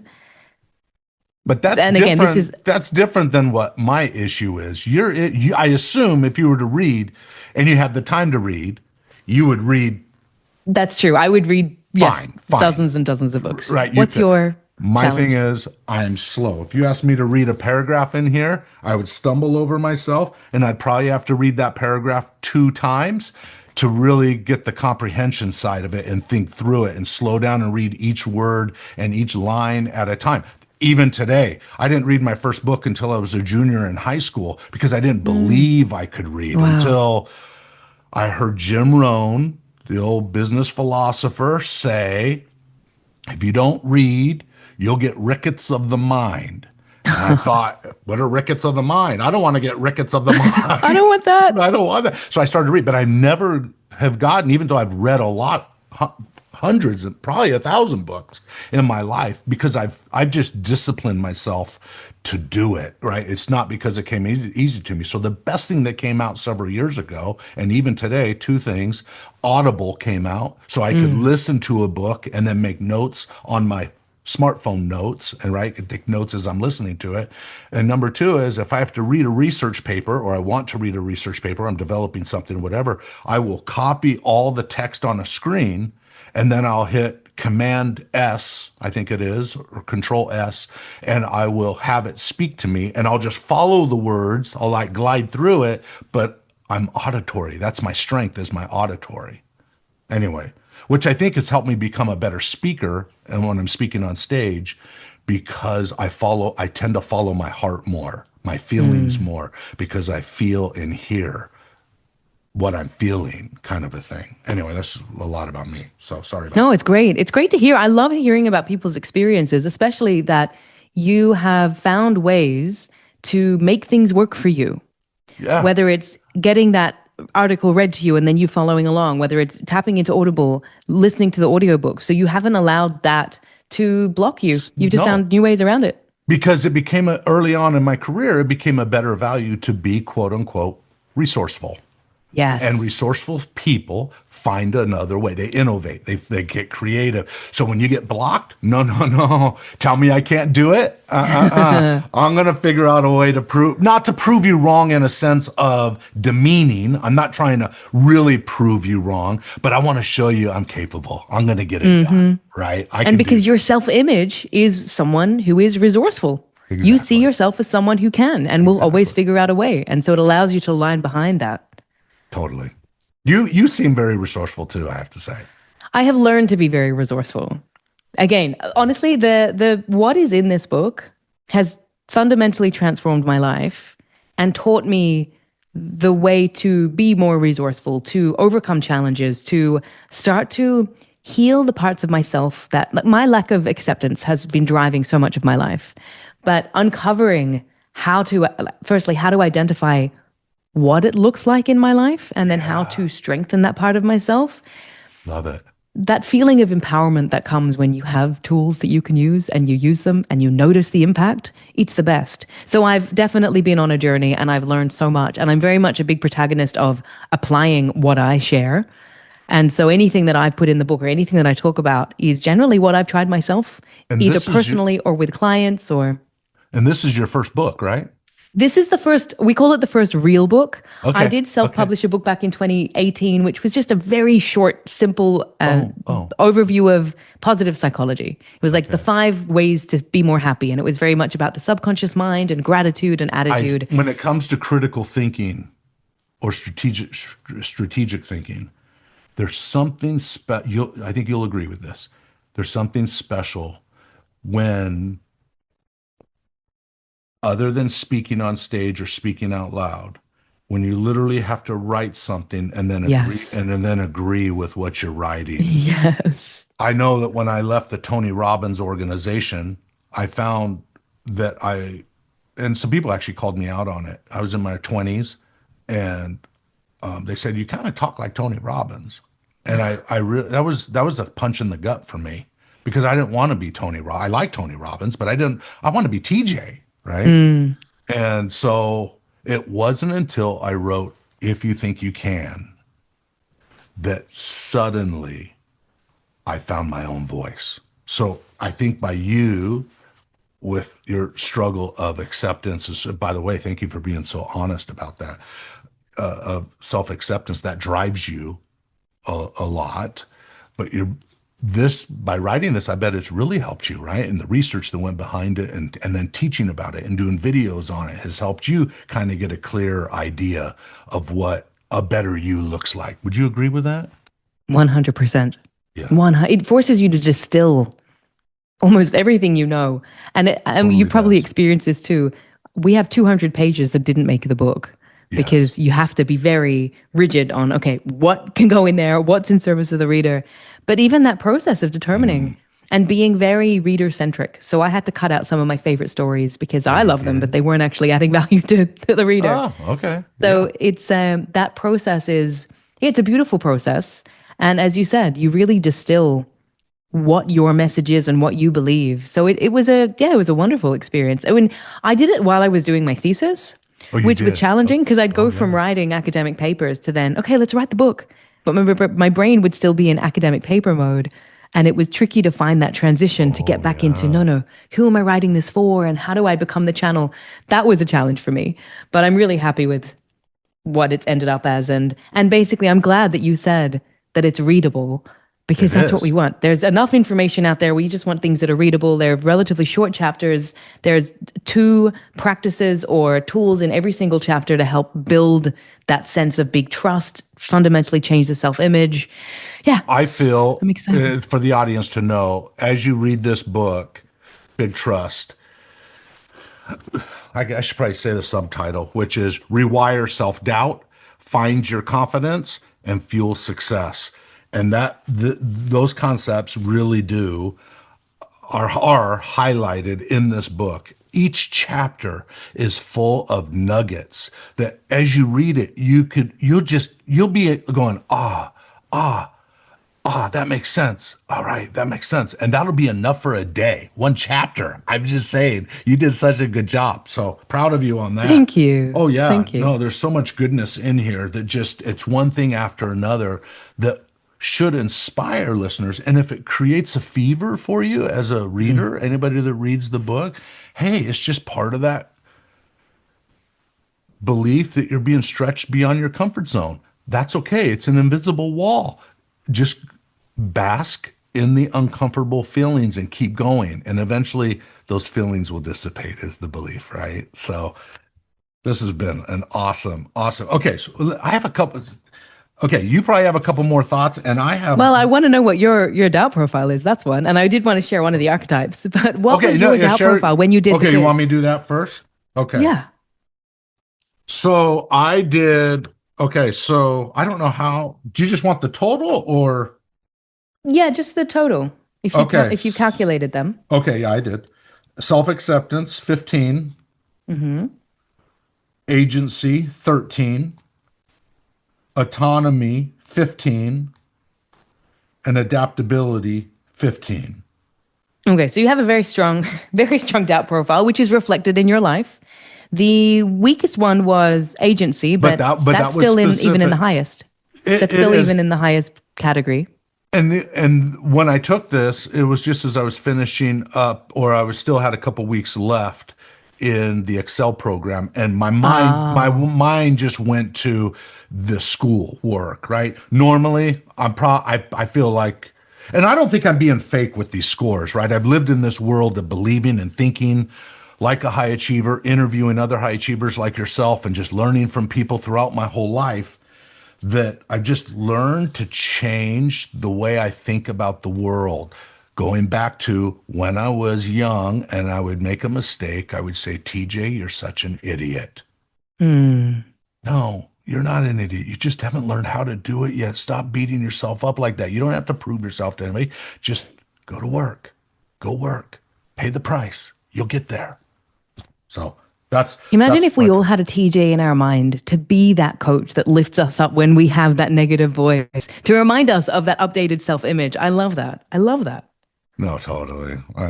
Hopefully your message, my message lifts people in a positive Yes, way. That's our goal. we hope so. Right? Lift. Exactly. Okay, you had some things you wanted to share. Well, no, I was just going to. So good to know what your doubt profile is. Okay, yeah. One Any of the thoughts most- on that? Okay, yeah. Well, I mean, I would have guessed it based on my conversations with you and what I know about you. You fully back yourself. And as you said, you've been on the journey. So it's not that you started this way. You have been on this journey. You've put in the work. You've been interviewing these people. You've got your own incredible resources that you provide people. So we find that people in this space tend to have a high degree of big trust, which has allowed them to get into this space. And in a way, it's great that your results are reflective of that, because if you had a lot of self-doubt and you were trying to then teach other people how to work through their self-doubt, it raises questions as to, okay, are you speaking from truth? Have you been on the journey to be able to be sharing then what you've been on with others so that they can be on the journey too? Or are you just trying to fake it till you make it? Yeah. Because I do think there are a lot of people, unfortunately, in this space who are driven by the wrong reasons. They're driven by recognition or clout or money. And it's terrible. And that reflects that there's some part of themselves they don't trust. And they're overcompensating in a really negative way. So, no, this is great. I feel peace in myself when I say to myself this phrase: I'm not the center of the universe. Yes. And you know what? I'm okay about that. Therefore, I love it. I don't have to prove anything. I just go be the best TJ I can be. You go be the best Shadé you could be. And hey, the world's a better place because we put our foot in front of the other, right? That's basically it. Yeah, I love it. Beautiful. In fact, when I wrote the first book, which is called I Don't Want to Be Happy, Said No One Ever, the initial title was going to be You're Not the Center of the Universe. Oh, no, it was was The it World really? Doesn't, no, it was The World Doesn't Revolve Around Me. That was Yeah. what was the initial title going to be. Right. Because it's true. And sometimes we need to remind ourselves of that. And the moment we get out of that egocentric I, me, my thinking, you suddenly realize, oh, there's a lot outside of me. How can I be part of that? How can I self-forget and be there for someone else, serve someone else, be of value to someone else? And so, Powerful. and when you're like that, and I'm not tooting my own horn or whatever, But then when you make a mistake, right, you don't have to beat yourself up. Completely. You're not putting that much expectation on yourself, right? It's okay to say, I tell leaders all the time, successful leaders can say, they have the agency to say, I don't know. I can figure it out. I'll get the answer. I'll get back to you. Is that okay? Right? That's okay. But to never say I don't know and then fake it till you make it, Yeah. you'll get lost in that weave of trying to fit in, likability, whatever that is, all in there. Yeah. And it's a heavy place to be. So free yourself of that. Anyway. Yeah. No, completely. Beautifully said. One thing I will end with is just the most common archetype that we see among strivers and high potential people. The most common archetype we see, which is across the four, is someone who is lower on acceptance. So they don't really believe in who they are. Yeah, I They said don't that in the accept beginning. themselves. That's You what I did. see is Yeah. for whatever reason, having a low acceptance drives them, but they're not richly happy is what I not. find. They're not. And it's so how they're still able to succeed objectively without feeling happy. They're low on acceptance. They're pretty high on agency. So they believe they can do it. They're very, very high on autonomy. So they're always focusing on what's next, what can I control, which allows them to achieve objective success. But they're kind of mid-level on adaptability, which means they're not very good at managing their emotions, specifically from the perspective of they are probably driven by low-grade stress and anxiety constantly. And they're driven by this cortisol-fueled performance. I must perform. So they feel guilty when they try and take a break. Yep. They don't go on vacations. They're constantly checking their devices. Yep. And they're overthinking. And it's a reflection of a mid-level of adaptability. They haven't learned how to harness that, how to change that. And that's what fuels that low acceptance and pushes them to keep pushing. Correct. So that's how the doubt profile can, or this archetype, manifest for them. If they were to elevate their acceptance and improve their adaptability, they would still be able to go and achieve what they want to achieve, probably with more clarity, because they'll not just be achieving for the sake of achieving, because they're trying to feel like they're enough. They'll focus just on the thing that is most important to them and meaningful. And then when they get there, they'll be able to enjoy it and make it about something other than them, the impact they're having, the service they're being to others. So yeah, I just find it fascinating when you look at the archetypes and how it reflects people's experiences. And then also reminding ourselves that no matter where you are, you can improve. You don't have to strive to be at the top of all of them. It's just about recognizing how. So personally, I don't know with acceptance if I'll ever get to a 15 out of 15. But if I can aim for a 13, 12 or a 13, and then create an environment around me where I'm getting the support that I need to be my best, I'll be golden. Yes. I'm probably at like a 10 or a 12 now, depending on who I'm around. For sure. So again, If you lifelong were around journey. me and your husband all the time, you'd be at a 15. Totally. I can sense that. And that's the other thing. I'm so fortunate that I have my husband Faisal, who is also co-author in terms of Yes. infusing it with so many of Yes. his ideas. And he's my business partner, and he's just brilliant in his own right. But he's my greatest supporter.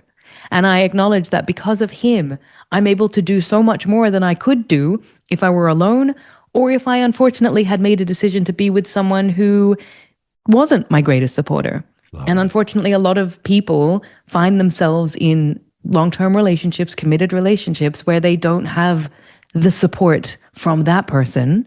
So I encourage them to try and seek that support from other people, whether it's a coach, whether it's a mentor, join a mentorship group. You don't have to, you're not a lost cause if you're not able to get that from your intimate relationships. There are things you can do within that relationship. Correct. But, And the reality is, sometimes for the people that are more in the relationship that's more skeptical, right?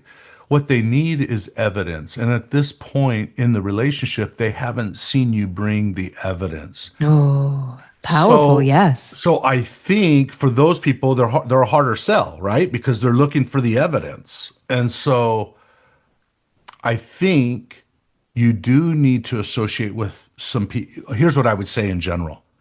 If you have some deep aspirational goals that you want to work on, maybe initially it's not best to share that with the person that's most closest to you in a relationship if they're going to be a dream killer, right?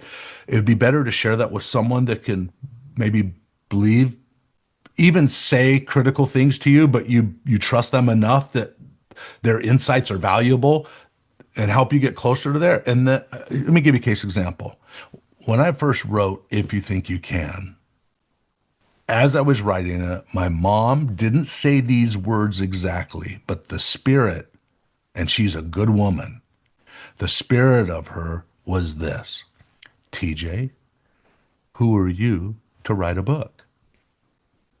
Because I hadn't achieved anything of magnitude or greatness before I wrote that book that became an international bestseller in 6 months back in 2005. After the book was published and got a lot of awards, and Charlie Tremendous Jones got Amway to buy 25,000 copies of the book, and a bunch of things happened that just took it over the top. Later, my mom would say, "Hey, TJ, when are you going to write your next book?" Sometimes people need the evidence of success, but we don't hide things from people we're close to. Be careful of that. We honor them, but we understand they may not be at the same place from a place of vision that we're at. So where possible, keep trying to achieve, learning, so forth. And then eventually you'll get a result, and you'll be able to celebrate that result with someone. And in time, I do believe that as they see those results come in, they will more and more support you in many cases. Maybe not all cases, but in many cases, they will. You just got to lead them along. Anyway, any thoughts about any of that? I just think that is such a powerful story, and one that no doubt everyone can relate to some degree. Because what my experience has been, and also with many of the people we've worked with, those closest to us are often the ones who are the most skeptical about what is possible for us. Totally. Because they know us as one version of us. And then when we grow or we expand, it can create a little bit of insecurity for them, because they want you to be the person that they know you to be. Yes. And so something that we often hear a lot when you've gone on a journey of growth, someone very close to you will say, "You've changed. You've changed." And they don't mean it in a positive way. Yeah. No. It's a very negative way. Mm-hmm. And that, when you're struggling with big trust, when you lack acceptance, you might try and prove them wrong. No, I'm the same. Let me show you. And then you dim yourself and you shrink yourself to make them feel more comfortable. And so we love to have this one-line response. Whenever someone says to you, "You've changed," we encourage people to respond with, "Thank you for noticing." Isn't that That'll beautiful make you and think powerful? right there. Oh, yeah. Completely. It just shifts everything. It allows you to elevate how you feel. It reminds them, hey, this is intentional. And then at the end, you can also add, "Change has been a priority for me," or "I've been working on it." And what that does is reminds the other person that, hey, if they want to grow, they can do it too. They just have to make it a priority. Come with me. So it almost gives them permission to change too, and to evolve, and to move into that next version of themselves. Because what we found is when people say that, it's not a reflection on you at all. It's a reflection of them, their own insecurities. Correct. Your growth might shine a spotlight on all the ways they haven't grown. Yep, it may. And it makes them feel uncertain. Now, going back to your example with your mother, TJ, when I had someone say to me very early on in my career, they said, "People will give you advice based on what they would do if they were you, based on their worldview and their experience. Correct. Not really what you should do, because they're not you. They don't have your values and your experience and your aspirations." Correct. And I had so many people tell me on my journey, or give me feedback or guidance or advice, that was telling me to keep playing small. It's safer. Keep playing small. You don't need to have global aspirations. You just be grateful for what you have, Because for them, even the idea of moving overseas, the number of people that said, why would you leave banking? Why would you leave the legal industry? You've got a career, you're throwing it all away. I could see that. Because for them, they couldn't see themselves doing it, because that's their identity, because that's their safety net. And if I had listened to them, TJ, truly, and anyone listening, I know I would be living a fraction of the life I'm living now. I would be miserable. Totally. I would probably be very physically sick because I couldn't handle the anxiety that came with it. And so you need to acknowledge people will give you guidance, give you advice based on their worldview, their perspectives. You can listen to it. You don't have to accept it. You need to have the empathy and the perspective ability to know, okay, that's your view and that's what you would do if you were me. But I am me. Here's what I need to do. Here's how I'm going to show up with big trust and just take that step and do what's aligned. Love it. That's well said. You are a breath of fresh air on these concepts. I'm grateful for your studies, for your experience. The way you speak has its own elegance, style to it. So I feel you're both polished but very authentic and very real. And so Thank you. That's a good mixture right there. So I appreciate that. wow. Congratulations with the success of your book, by the way. Oh no. I mean, that was many years ago. It's in its 18th printing, but That's amazing. I was going to read something earlier. I love this. The classic judge, you say on page in my book, page 95. You say, the inner voice doesn't just point out where you might have gone wrong, it magnifies those moments, making them feel like undeniable proof that you're not enough. It's that relentless whisper that says, why did I do that? Or, I should have handled that differently, pushing you into a spiral of overthinking and harsh self-judgments. I think that's the reality for many people.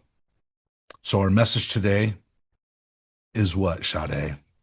Message today is you may be a product of your past, but you don't have to be a prisoner to it.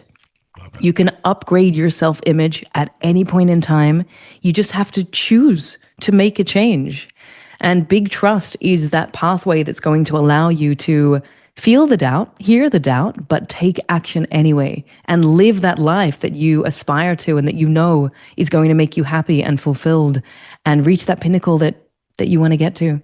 It all just comes with backing yourself. And this right here, she said it. You said it. Unleash your greatness within, right? This is Yes. this is what it's all about. Anyway, where can people get the book when it comes out? It's going to be out soon. So where can they get it? So Big Trust Book is where you'll be able to find all the links to get the book. We also have a bunch of bonuses if you pre-order it or in the first week of publication, including 6 live masterclasses with me. We've got the replays, they're 90 minutes each. So it's a lot of training and bonus material there. We've got training compilations, we've got PDF resources. It's thousands of dollars of value, but we want to make it accessible for people. We want to show up for you if you're showing up for yourself. So bigtrustbook.com. And if you want to follow along on any social platforms, I share on TikTok. Well, not so much TikTok anymore. We've kind of evolved. We moved more into LinkedIn for a more professional audience, Instagram, YouTube for a mix of short and long form content. But I hope that anyone who's listening, I mean, this has been a long chat. This has been amazing. Hopefully it's okay with you. I'm okay with it. Totally I feel like I'm the winner in all this. Oh, me too. This has just been such a beautifully aligned conversation. I love it when this happens. So anyone listening, please, if again, as TJ said at the beginning, if you're listening on a podcast platform, please like and review. It helps immensely. And these podcast hosts, they do this out of the goodness of their heart. It's a huge service. So if you got value from this, give back, pay it forward, give them a like and a review or a 5 stars and a review. On YouTube, make sure you do hit subscribe. That notification bell is important. Otherwise, you miss all the important goodness that TJ is sharing. And if you enjoyed what I shared, put it in your stories or write me on Instagram or LinkedIn. I'd love to hear from you. And TJ, thank you for having me on. I've had the best time. You were great. Absolutely fabulous. Thank you for being on the Unleash Your Greatness Within podcast. Thank you so much. Thank you.